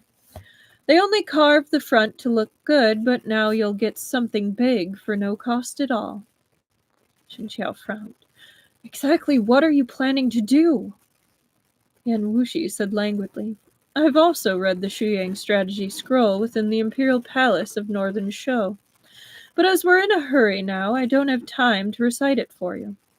If you want it, you can go to Chang'an to look for Yuan Yang. He's met you before and thinks highly of you, so I'm sure he'll be happy to let you read it. Also, tell Bian Yanmei not to worry about me. He should first take advantage of Qi's annexation of Shou to expand Huan Yue's sex influence to Qi. Shen Qiao's expression faltered. I'm not from Huan Yue sect. You shouldn't be telling me this. What does it have to do with me? Yan Wushi smiled but didn't answer. He stroked Shen Qiao's face, purposely drawing out his movements, as if enjoying the sensation of Shen Qiao's skin against his fingertips. The atmosphere took on a hint of indescribable intimacy, and Yan Wushi watched as Shen Qiao's cheeks slowly and predictably flushed with a soft, indignant red. Her Qiao is so good-looking, he sighed. No wonder that chit Bai Rong fell for you. With her around, even if she suspects something, she'll definitely help to keep you concealed and prevent you from falling into the hands of Yan Shou and the rest. If Shen Qiao still failed to understand what Yan Wushi wanted to do, even after he had said all this, he really would be too stupid. Yan Wushi, I didn't go through so much to help you escape just to let you leap straight into a trap. Yan Wushi laughed. I never regretted handing you to Sun Jingxing, even up to today. Now you have the chance to witness my misfortune, yet you look like you're mourning your mother. Qiao, oh Qiao, you've really disappointed me so. You should be reveling in my misfortune right now. You should be rejoicing inside. How can you wear such a pitiful expression? I won't be able to resist getting more intimate.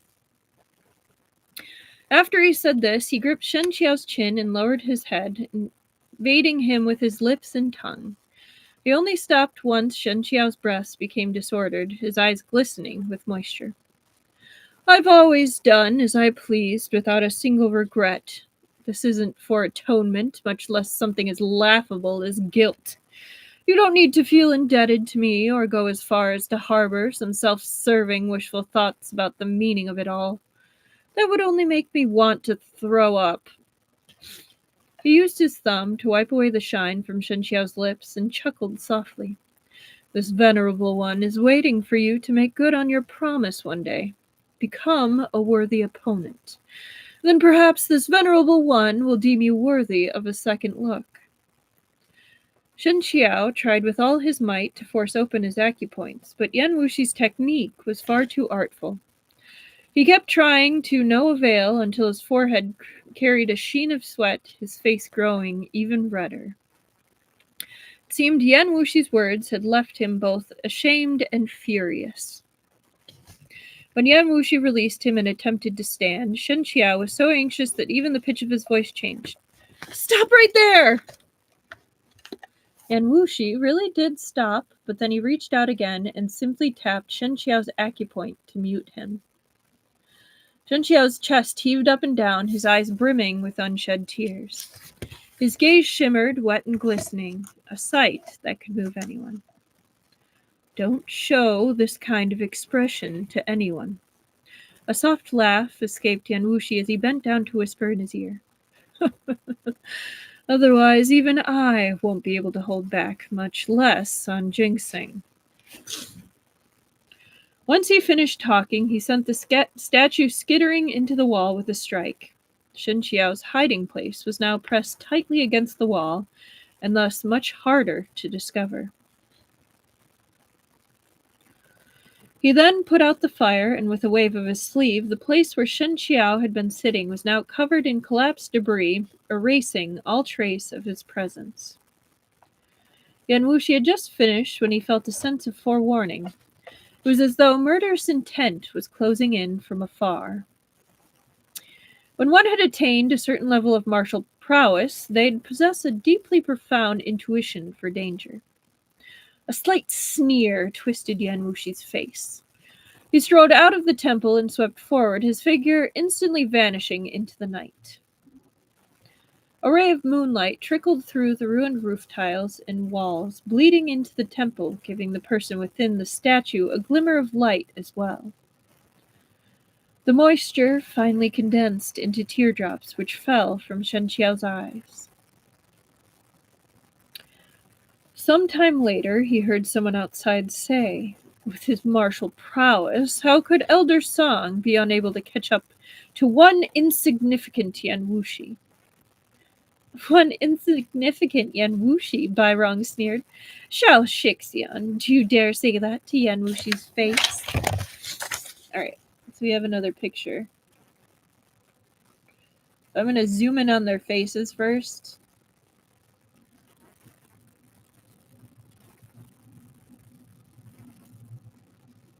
And then I'm going to zoom out. So here's our Buddha face up here. And then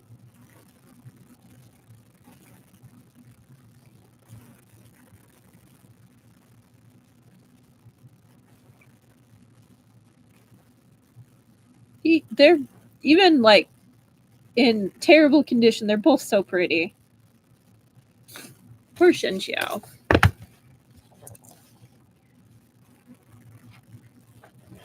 Enough! Yan Shou had no patience for their noise. Frowned. Yan Wushi left by himself without Shen Qiao. Perhaps Shen Qiao is still hiding nearby. He just battled us earlier. His strength should be spent, and he couldn't have gotten far. Search this place first.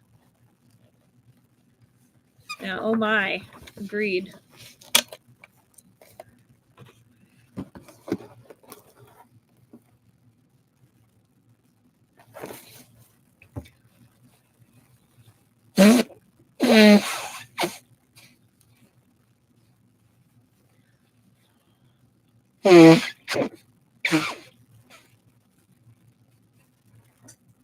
I swear, if I'm getting a cold, I'm going to be so pissed.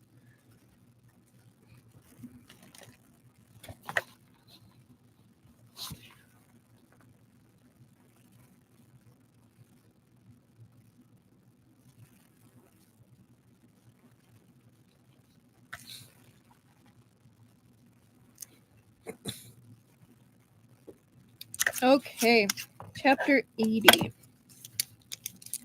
Most perfect. 141. Beautiful. Chapter 80. Breakthrough. After Yan Wushi had left, Shen Qiao urgently tried to break through his sealed acupoints. He was worried about what tortures Yan Wushi would suffer if he fell into Sen Jingxing's hands with his current martial prowess. The true qi in his meridians surged without restraint, almost trying to burst out of his body. You could feel his heart alternating between blazing hot, like it was being broiled, and freezing cold, like it had fallen into an icy cavern. His entire person was dazed and muddled, numb even to the flow of time outside. It was as if he'd fallen into a dreamlike state, but one that was still grounded in reality. On one hand, his body was being tormented by the alternating heat and cold. On the other hand, his consciousness seemed to be wandering about outside. It was as though his soul wished to tear itself away from his body, but a single thread tethered it firmly to his mortal shell, forcing it to rampage along with his disordered true qi. His chest throbbed dully from the disturbance. His 4 limbs were entirely numb, and he wanted to vomit. The first half of Shen Qiao's life had been smooth sailing. Shuandu Mountain had been like a barrier, sealing its inhabitants off from all the treacheries of the outside world. Both him and everyone else on Shuandu Mountain, including the greatly ambitious Ui, had already partially detached from the secular world. Their views on people and their worldly matters all inevitably carried a trace of naivete and presumptuousness, that this was how things should be. However, because there'd been Shuandu Mountain and Qi Fengge standing at the forefront, acting as their shield, none of them had realized what the world below the mountain was like. After that, Bamboo Peak seemed to have split Shen Qiao's life into 2 clear halves. The peacefulness of the first half juxtaposed against the turbulence of what came after. He'd experienced many fates worse than death, and he'd witnessed both the kindness and evil within the human hearts in the world. But ultimately, no trace of rage or hatred remained in his heart. And even if there had, the deaths of the abbot and Chu Yi, gaining his own disciple in Shiwu, his shared advantage in retreat together with Bixia's sect, Yan Wushi's act of luring away Sen Jingxing, even bidding farewell to him in that manner. With all those events, any anger or hatred would have dissipated like smoke, leaving no trace behind. This thought was like a drop of ice water. Slowly, it fanned out from his forehead and through his entire self. At that moment, his consciousness seemed to completely escape his mortal shell, escaped the Buddha statue sheltering him, fled the little temple, and arrived in an unknown world, vast and indescribable. All his pains gradually left his body, and soon he felt them no longer. However, a sudden flash of understanding blossomed and bloomed, opening before his eyes, and it was like the moon and sun suspended high in the sky, illuminating the mountains and oceans below, while fish leapt among the waves and the rain reflected the starry heavens above. His sealed acupoints slowly opened, the true qi flowing through his body like warm streams, slowly allowing his numb, aching limbs to regain their strength. Shen Qiao felt as though he'd been transformed into a little fish. With a swish of his tail, he leapt into the boundless universe and its star-filled skies. Above his head came the steady noise of dripping. Unable to withstand the weight of the dewy droplets, the leaf stalks bent, and the dew, eager to be free of the leaves, slid off and fell before melding into the deep pond and shattering its tranquility. He raised his head, watching the outside world through the transparent, rippling pond water. It was a profound and mysterious feeling, one that could be experienced, but not described. That droplet of dew fell into the pond, but it seemed more like it had fallen inside his heart, and the entire world shifted with it. Suddenly, harsh winter transformed into balmy spring, and the waters flowing around him, too, grew warm. In his vicinity, countless similar little fishes darted past him, shaking their heads and swishing their tails as they merrily swam forward. The stars and moon were strewn over the pond's surface, and they sent their lustrous brilliance into the waters below, causing everything around them to glisten and glow, as if this were the Milky Way. Shen Qiao closed his eyes.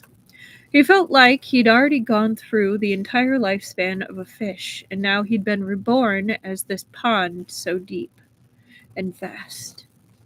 Day after day, he waited for the rain to fill him to the brim, waited for the pondside flowers to bloom and whisper to him their troubles, then waited for the blooms to fall and enter themselves, to bloom and whisper to him their troubles, then wait for the blooms to fall and inter themselves within the water. For spring to shape the clouds, then for autumn to bring the rains, for the clear bell to ring from afar, for the trees to fill with blooming peach blossoms. He suddenly recalled a line from the Xie Ling strategy. Outside of self, there is no other.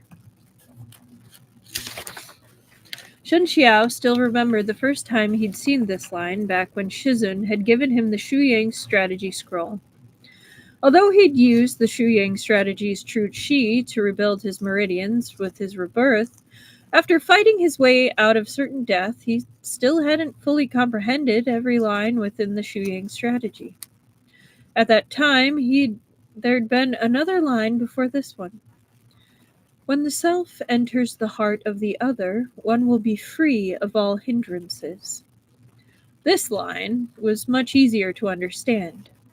Bluntly speaking, studying the sword required fathoming the sword heart, and studying the saber required fathoming the saber's heart. When facing an enemy, you must know both yourself and the enemy. Only then could you be invincible in battle. But in this way, the other and the self would become one. Then why separate them out again and say, outside of the self, there is no other? Once, Shen Qiao had thought that it must be an error, or that Tao Hongjing hadn't thought it through enough when writing it. However, at this very moment, he suddenly understood the meaning of this line. It was like he'd fallen into a rut with his previous thinking, misleading him. Humans exist in the space between heaven and earth. First comes the self, and only after can there be an other. Humans judge both other people and other things through the self, so if the self has no joy, then heaven and earth have no joy. If the self has no sorrow, then heaven and earth have no sorrow. When the self's heart is full of cheer, even plain words will give birth to spring. When the self's heart is full of grief, even the mountains and rivers will fade away. With this realization, not only did Shen Qiao's mind immediately open up, even his body seemed to expand without limit, as if it could now hold a boundless, infinite amount of true qi. Like the sea that embraced hundreds of rivers, magnanimous and forgiving. His meridians dilated from the true qi, and with this dilation, his true qi was now free and unfettered, the worries of congestion or blockages cast away. Shan He Tongbei quivered slightly, as if it sensed its master's mind in progress. Too excited to compose itself, it seemed ready to leave its sheath and sweep through its enemies. But at this time, the 4 people outside the Buddha statue had just entered the small temple. Yan Shou said coolly, "Search everything." Because Xiao Si had been wounded, his steps were heavy, his gait somewhat slow. Bai Rong didn't seem interested in diving into the task either, though, despite being unharmed. She only followed behind Xiaoxi.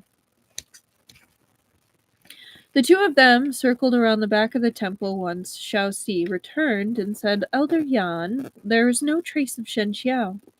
Could he have seen our greater numbers and abandoned Yan Wushi to leave first?" "That's impossible," said Yan Shou. "He was already exhausted after fighting us. To recover in such a short amount of time is beyond difficult. Even if he did run, he couldn't have gotten far. Since he didn't leave with Yan Wushi, he must have found somewhere to hide first. This place is quite suitable. Have you already searched everything?" "We have," said Xiaoxi. "This temple is very small, and there's only a single room at the back without anywhere to hide. The well is still functional. There's water at the bottom, so he can't hide there either. Furthermore, there are no mechanisms that lead to secret rooms or underground passages. But," he shot a glance at Bairong, "but Bai Shimei has shown much mercy to Shen Qiao, it seems. She's always hindering us and urging us to keep going. I wonder what her intentions are." "Xiao Shixian really needs to spend every moment bad-mouthing me," Bairong said sweetly. "Do you think that Shizun will start favoring you if you get rid of me? Don't forget that you belong under sect leader Yuan. If you wish to switch factions, you'll need to display your sincerity. What's the point of picking on a little girl like me?" Suddenly Bao Yun spoke up from where he was standing next to Yan Shou. "You haven't even found him, and you're already fighting amongst yourselves. Is this what sect leader Yuan and Elder Song teach their disciples?" His tone was dark and sinister, completely incongruent with a monk's solemn, dignified appearance. But it was evidently quite effective. Both Bairong and Xiaoxi closed their mouths and said no more. Yan Shou looked all around him before his gaze finally fell on the giant Buddha statue. He paused for a moment, then walked towards it. His movements drew everyone else's attention. Even Bao Yun made a sound of surprise. The statue is incredibly large. If it's hollow in the center, it could conceal a person. Yan Shou surveyed the statue from top to bottom, starting from the top of its head down to its stone platform. Then he suddenly pulled away the fabric upon the platform, and his gaze landed on the marks left under the draping. With a cold laugh, he sent a palm strike at the statue. The force from the blow struck the statue right in the center. Cracks snaked up the statue with lightning speed, then it split open with a rumble. There was indeed someone inside. Everyone could see the silhouette of the person concealed within the statue. And Shou burst out laughing, then leapt into the air. Like an eagle swooping down on its prey, he immediately pounced at Shen Qiao. His palm blast rolled to his target before him, raging, quick as a raging tempest, filling the skies with a blood shadow, pelting down with bone-piercing cold. It left no time to guard. Anyone trying to defend against it would only feel their entire body being engulfed by the blood shadow of his palm blast without the slightest gap or even the chance to escape. It left one trembling in fear, hearts overtaken by despair. Shen Qiao was already exhausted after fighting 1-on-4, but even if some of his strength still remained, Yan Shou's all-encompassing palm strike would be certain to catch him unprepared.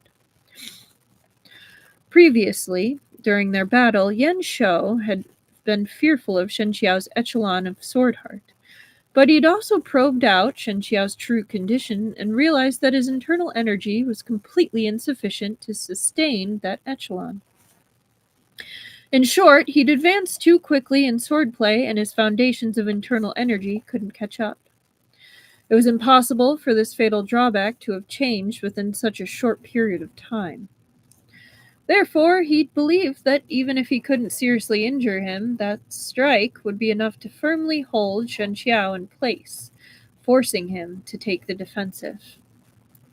While this thought flashed through him, his palm blast had already slammed into Shen Qiao. Yan Shou and Shen Qiao were only a short distance away from each other, and his opponent didn't even have time to turn around and defend himself. Then, a white light suddenly swelled before him, as murderous, intense, sinister, and cold rushed at him head-on. It actually suppressed Yan Shou's palm blast, and the sword chi even overwhelmed the blood shadow to press on towards Yan Shou's face. "Careful, Elder Yan!" Xiao Si yelled. Yan Shou didn't need a shout at all. He'd already rushed to retreat. The others didn't stand by and watch either. Bao Yun leapt into the air and grabbed at Shen Qiao from a different direction. Shen Qiao swung his sword horizontally, and sword chi burst out along the blade. As his true chi swept forth, his blue robes fluttered, and he transformed into a blue arc which interphased with the sword glare shining. It left the eyes dazzled and confused, unable to distinguish what was what. Yan Shou's face flickered between emotions, and his one retreat took him back 10 steps, pressing his back to the temple wall, leaving him no room to retreat further. He'd managed to make it out. Shen Qiao was clearly rushing towards him while leaving Bao Yun aside. The man had used his sword chi to weave a sword screen, which directly walled off everyone else's attacks, allowing him to focus his entire attention on Yan Shou. But Shen Qiao had clearly exhausted all his strength before. How had he recovered so much in such a short period of time? Yan Shou didn't have time for careful thought. He soared straight into the air, smashing through the roof tiles with a palm strike as Shen Qiao followed in close pursuit. The two of them fought from inside the temple to up to the roof. Their silhouettes drifted about like wraiths, wrapped in sword glares and palm blasts. Harsh as a roiling tempest, or the cold of the dead of winter, when the trees and grasses withered and all things fell silent. The moment Yan Shou's palm of blood struck forth, bloody rains accompanied it, cold and gloomy, with wave upon wave of murderous intent. However, the sword glare suddenly rose, as brilliant as the red-gold clouds of dusk, sprang forth like springs of water splashing upon rocks. It emptied a flood of divine light, and all faded before its radiance. In contrast, even the bright moon seemed to have lost some color, and it ducked shyly behind the clouds, never to reappear. In all of heaven and earth, only the sword glare existed. The mountains and rivers grieved in tandem as metal and stone released their wail. Xiao Si found that he couldn't intervene, and he didn't force himself. Instead, he stood by and watched. Out of the corner of his eye, he saw that Bai Rong was also completely still. Does Bai Shimei still hold lingering feelings for Shen Qiao to the point that she couldn't even bear to personally fight him himself? He couldn't help but say coldly. Bai Rong was all smiles. Even the combined efforts of Elders Yan and Bao Yun couldn't bring him down. If I attacked as well, I'd just be adding to the confusion. If Xiao Shixian is capable, your little sister is perfectly happy to hold the line for you. Those weren't empty words. Shen Qiao was holding his own, even fighting 1 against 2. Not only was Bao Yun helpless against him, even Yan Shou was betraying signs of impending defeat. How could a single person suddenly grow so strong? Xiao Si was bewildered and confused. He even suspected that Yan Wushi must have copied He Huan Sek's pair cultivation techniques. But even if they had pair cultivated, they couldn't have finished in such a short amount of time. I hope people picked up on that. He gave a cold huff, completely uninterested in squabbling with Bai Rong. Instead, he glanced up at the battle on the roof. In the time they'd spoken those short words, however, it was already clear which of the two would be the victor and who would be defeated. Yes. Yes, I can. Xiao Si was bewildered and confused. He even suspected that Yan Wushi must have copied He Huan Sek's pear cultivation techniques. But even if they had pear cultivated, they couldn't have finished in such a short amount of time. Esper Lady, do you know what pear cultivation is? It's also called dual cultivation, if that helps. So he's saying he's giving Yan Wushi some credit there. He's saying even if they did the deed, they couldn't have finished that fast. Like, so it was one of those where I was like, oh my. That's it. I was being silly.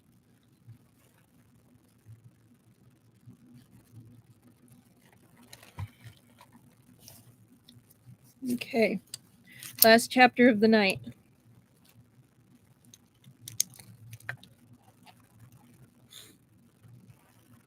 Oh, no worries.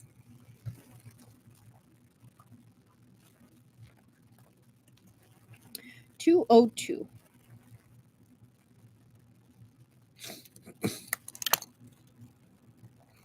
Chapter 81. The Emperor's Funeral. The hearts of the members of He Huan sect were unified, and the clues were obvious from Shen Qiao and Yan Shou's battle. Shen Qiao had just forced open his acupoints, but it wasn't possible for his martial strength to suddenly improve by leaps and bounds to the point of reaching the pinnacle in one day. At best, he'd only been able to dilate his meridians and recover some strength. With his original level of strength, he and Yan Shou should have been evenly matched, but facing both Yan Shou and Bao Yun together was much more strenuous.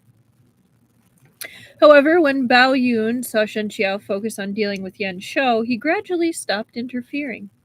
He let Shen Qiao hold the upper hand while Yan Shou was pushed to the end of his tether. Yan Shou's heart secretly filled with hatred. Even more, he didn't want to be looked down upon. He used all his strength, vowing that he'd kill Shen Qiao beneath his palm. But who could have expected that the current Shen Qiao would be so different from the past one? His Shan He Tong Bei was enough to prevent anyone from approaching him. More than once, Yan Shou wanted to change from defense to offense, but his fear of Shen Qiao's sword screen forced him to shift back to defense. Among the dense sword glares, the once mighty and awe-inspiring Buddha with the blood-stained hand had actually been suppressed to the point that he couldn't release a single strike. His eyebrows were tightly furrowed on his frosty face and sweat beaded on his forehead. When forced into a difficult situation, one would inevitably reveal some openings.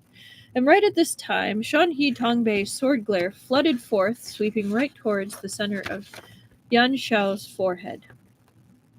Of course, Bao Yun couldn't just sit and watch Yan Shou lose his life in front of him, else he'd have a hard time explaining himself once he returned to He Huan sect. He yelled at Xiao Si and Bai Rong, "Why are you just watching?" At the same time, he raised a palm to strike at Shen Qiao. Xiao Si and Bai Rong couldn't continue watching from the sidelines. They immediately entered the circle of battle and attacked Shen Qiao one after the other. However, when martial experts battle, anything can happen in an instant. The moment they attacked, they heard Yan Shou scream miserably, and blood sprayed from amidst the sword screen before splattering on the ground once the sword glare faded. An arm tumbled from the roof onto the ground. Everyone stared at it. Yan Shou had lost his arm. He stumbled backwards, almost falling from the roof, his face contorted in hideous agony as he sealed an acupoint to stem the blood flow. Naturally, he could no longer continue the fight. Bao Yun exchanged several blows with Shen Qiao, then realized with a shock that Shen Qiao hadn't exhausted his strength, even after his battle with Yan Shou. His sword chi remained abundant, continuous, and unending. Bao Yun considered the pros and cons, then decided that even if he could win this match, it'd be a costly win. Moreover, he didn't hold any deep-seated grudges toward Shen Qiao, and killing him wouldn't benefit him much either. So he only used around half his strength to prevent Shen Qiao from killing Yan Shou, and they fought each other for a while. Until Xiao Shi shouted from his end, "Elder Bao Yun! Elder Yan isn't looking good!" Aside from losing his arm, Yan Shou's body was riddled with injuries, both large and small, internal and external. He'd lost far too much blood. Even though he'd sealed his acupoint to try to stem the bleeding, even redirected his qi and regulated his breaths, he was still unable to slow the blood loss enough. Even more fatal was that in Yan Shou's moniker of Buddha with the blood-stained hand, the blood-stained hand referred to his now severed right one. For without this right arm, even if he could keep his life, his martial prowess would plummet. To a martial arts practitioner, this was the most fatal of blows. On top of his loathing for Shen Qiao, he also hated Bao Yun and the rest of them for just standing by and watching. Under the weight of his combined rage and panic, he simply passed out. Hearing Xiao Xi's words, Bao Yun took the chance to withdraw. "Shen Qiao, you now owe us a debt for injuring an elder of our Yihuan sect. Yihuan sect will definitely do everything in our power to collect on it." "There is no time like the present," said Shen Qiao coolly. "Why choose another day when we can settle the accounts now?" Upon saying this, he swept towards Yan Shou with his sword. He wanted to kill him while the man was helpless to defend himself. Bao Yun was stunned. He hadn't expected this level of persistence from Shen Qiao. He immediately chased after him, sending a palm strike in his direction. Bai Rong had flown as well, and she shaped her slender hands into a blue lotus blossoms, her demeanor exquisite and charming, almost too lovely to take in. However, Shen Qiao swung his blade horizontally, and his sword screen suddenly shifted through a myriad of transformations. It dissolved Bao Yun and Bai Rong's attacks, and even knocked Bai Rong's palm strike off course to hit Bao Yun.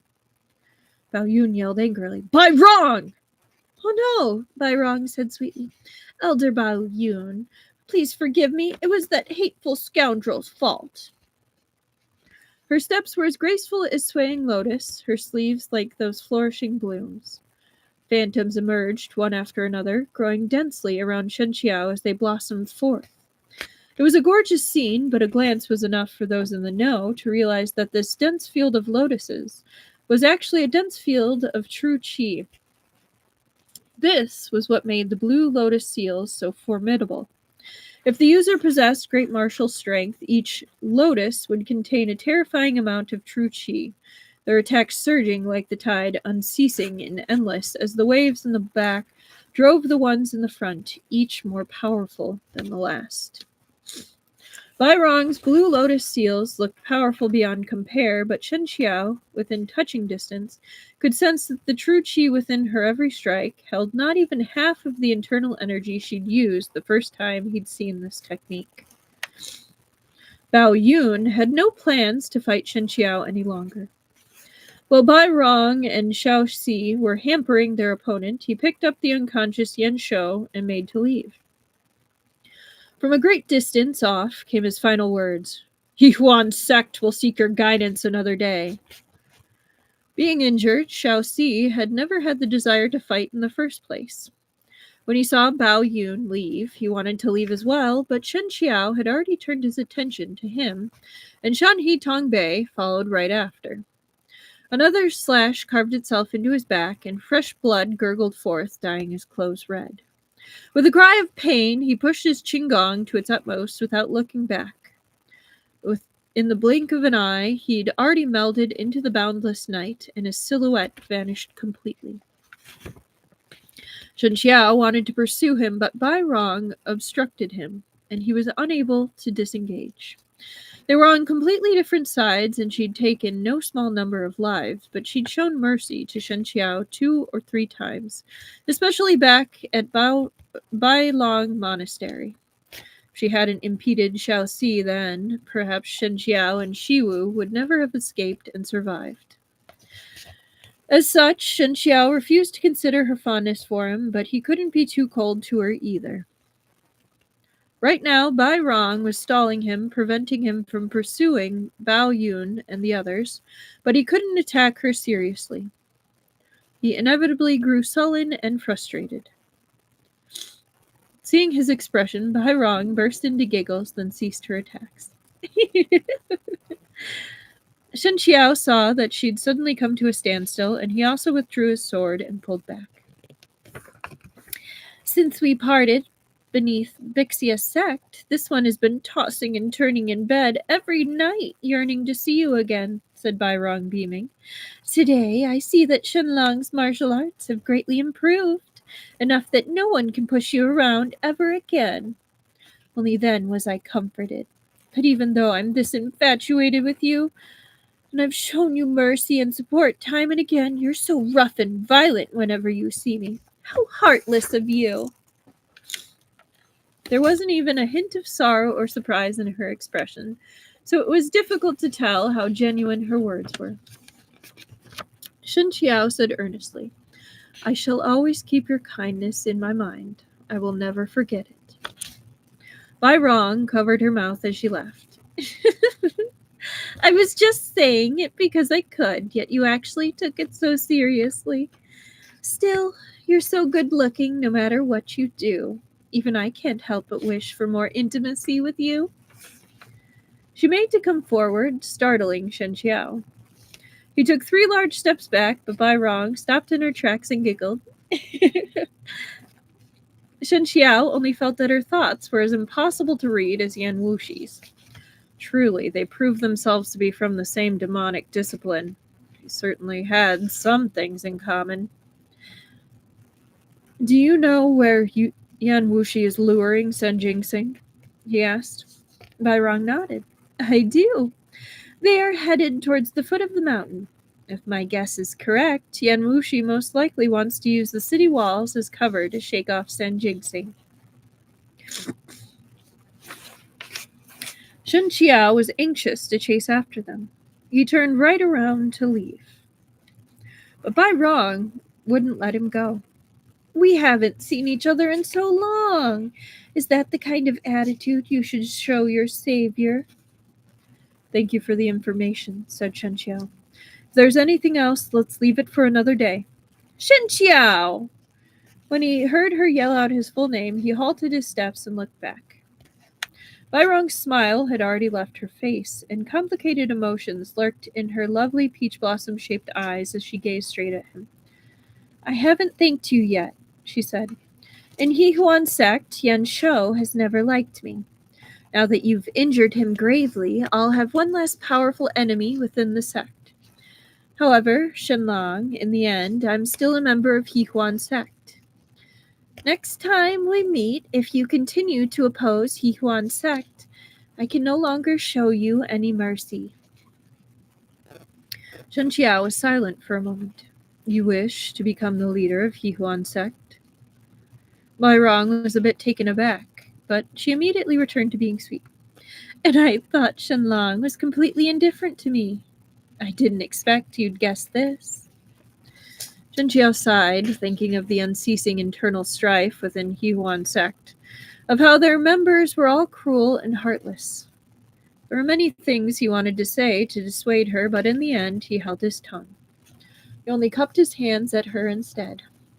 I wish you all the best and hope that you take care of yourself. May we meet again. Bai Rong watched his retreating figure in the distance, then stuck out her tongue. Ugh, foolish Shen Lang. As he ran, Shen Qiao executed his qinggong to the utmost, his body flying ahead. But even after spending over half the night in pursuit, he still saw no trace of Yan Wushi or Sen Jingsing. Logically speaking, Yan Wushi's martial arts had yet to recover, so Sen Jingsing must have been able to catch up to him after giving chase for so long. Even if the two of them had run as they fought, it was impossible that Shen Qiao still hadn't caught up to them after over half a night with the speed of his qinggong.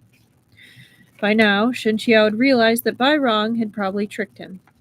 She'd pointed him in completely the wrong direction, deliberately making him waste his efforts. But even if he returned to the small temple now to seek payback, Bai Rong would not be there. Shen Qiao stopped, panting slightly. He lowered his head to look at Shen Qiao in his hand, then looked up and gazed into the distance. After wasting over half the night and with no idea where to go, what hope did he have of finding a single person? Shen Qiao remembered the words Yan Wushi had spoken before he'd left. He'd closed his eyes and forcibly suppressed his churning emotions. As if it could sense its master's complicated, ineffable feelings, Shen Qiao began to rattle in its sheath. Dawn arrived as a trace of milky white creeping over the vast and boundless horizon, as if eager to break free of the abyss in order to bring light to all the world. One word silently surfaced within Shen Qiao's heart. Chang'an. The westward journey to Chang'an wasn't a long one. Shen Qiao's pace was fairly brisk, but because he didn't travel both day and night, it still took him several days. As he neared Chang'an, Shen Qiao had already sensed that something was amiss. From time to time on the official roads leading into the capital, he'd find exiled families of guilty officials headed away from the city. There were also some conscripted laborers and convicts being sent to Chang'an on order of government officials. He'd seen such things in the past as well, but they hadn't been common. To see two waves of this on the same day was definitely out of the ordinary. While resting at a tea pavilion, Shen Qiao saw a family whose hands and feet were shackled. Led by soldiers on horseback, they stumbled around, looking rather wretched. The soldiers escorting them wanted to rest, so the group stopped to take a seat at the tea pavilion. But no such treatment was afforded to the exiled family. They remained sitting outside the tea pavilion without even a drink of water. Shen Qiao whispered a few words to the pavilion's waiter, then walked to the table where the soldiers were sitting. Meetings are ordained by fate. This humble Taoist wishes to treat the two gentlemen to a cup of water. Would the two be willing to accept this favor? At this time, Shen Qiao had already changed back into the fluttering fabric of his Taoist robes. Even without speaking, he resembled an eminent master of great enlightenment, and when he did, his voice was gentle and pleasant, giving him an aura that drew people in. Yuan Yang had prohibited both Buddhism and Taoism, but the common folk's high regard for both schools had never been extinguished. Furthermore, a glance at Shen Qiao was enough to tell that he wasn't an ordinary Taoist at all. The two soldiers didn't dare put on airs, but immediately rose to return the greeting. How could we let this Taoist master treat us? How about he sit down and we can chat instead? This had been Shen Qiao's intention in the first place. He took the opportunity to say, this humble Taoist vowed before the venerable immortals to earn 99 merits within 3 years, and as at this time he lacks only one. Would the two gentlemen help him accomplish this by letting him offer some tea to the people outside as well, so that they may quench their thirst? The soldiers smiled. The Taoist master is so compassionate. Please, go ahead. Shen Qiao asked the waiters to send the tea over, and the criminal family was of course moved to tears. He then took the opportunity to ask, on this humble Taoist return to the capital, he has seen many families of guilty officials being exiled. Has something significant happened within the city? Or did those officials offend His Majesty?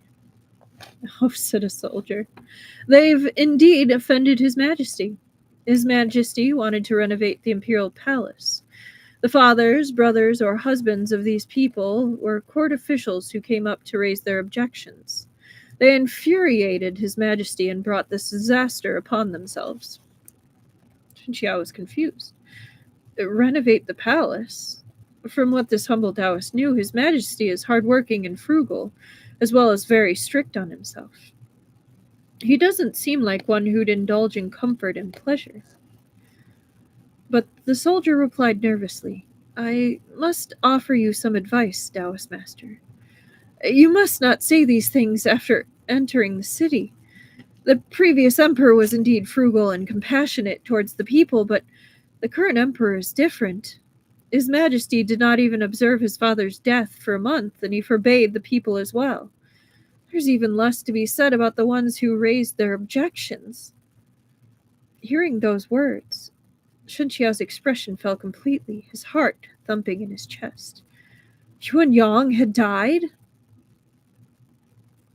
And that is where we are going to end tonight. But don't worry. We will literally be reading tomorrow. So, not much of a cliffhanger. It is, but you only have to wait till tomorrow. So, compromise. You too, Esper Lady.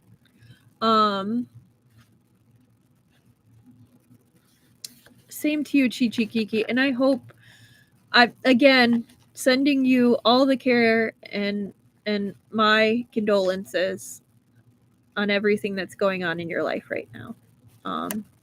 If you aren't here for the stream tomorrow, I wish you well and a safe flight. Well, no matter what, I wish you well and a safe flight. But yes, we care. Good night. And anyone who's watching later, I hope you had a good evening, and we'll see you next time. Night, everybody. Okay. Well, safe flight then, Chi Chi Kiki.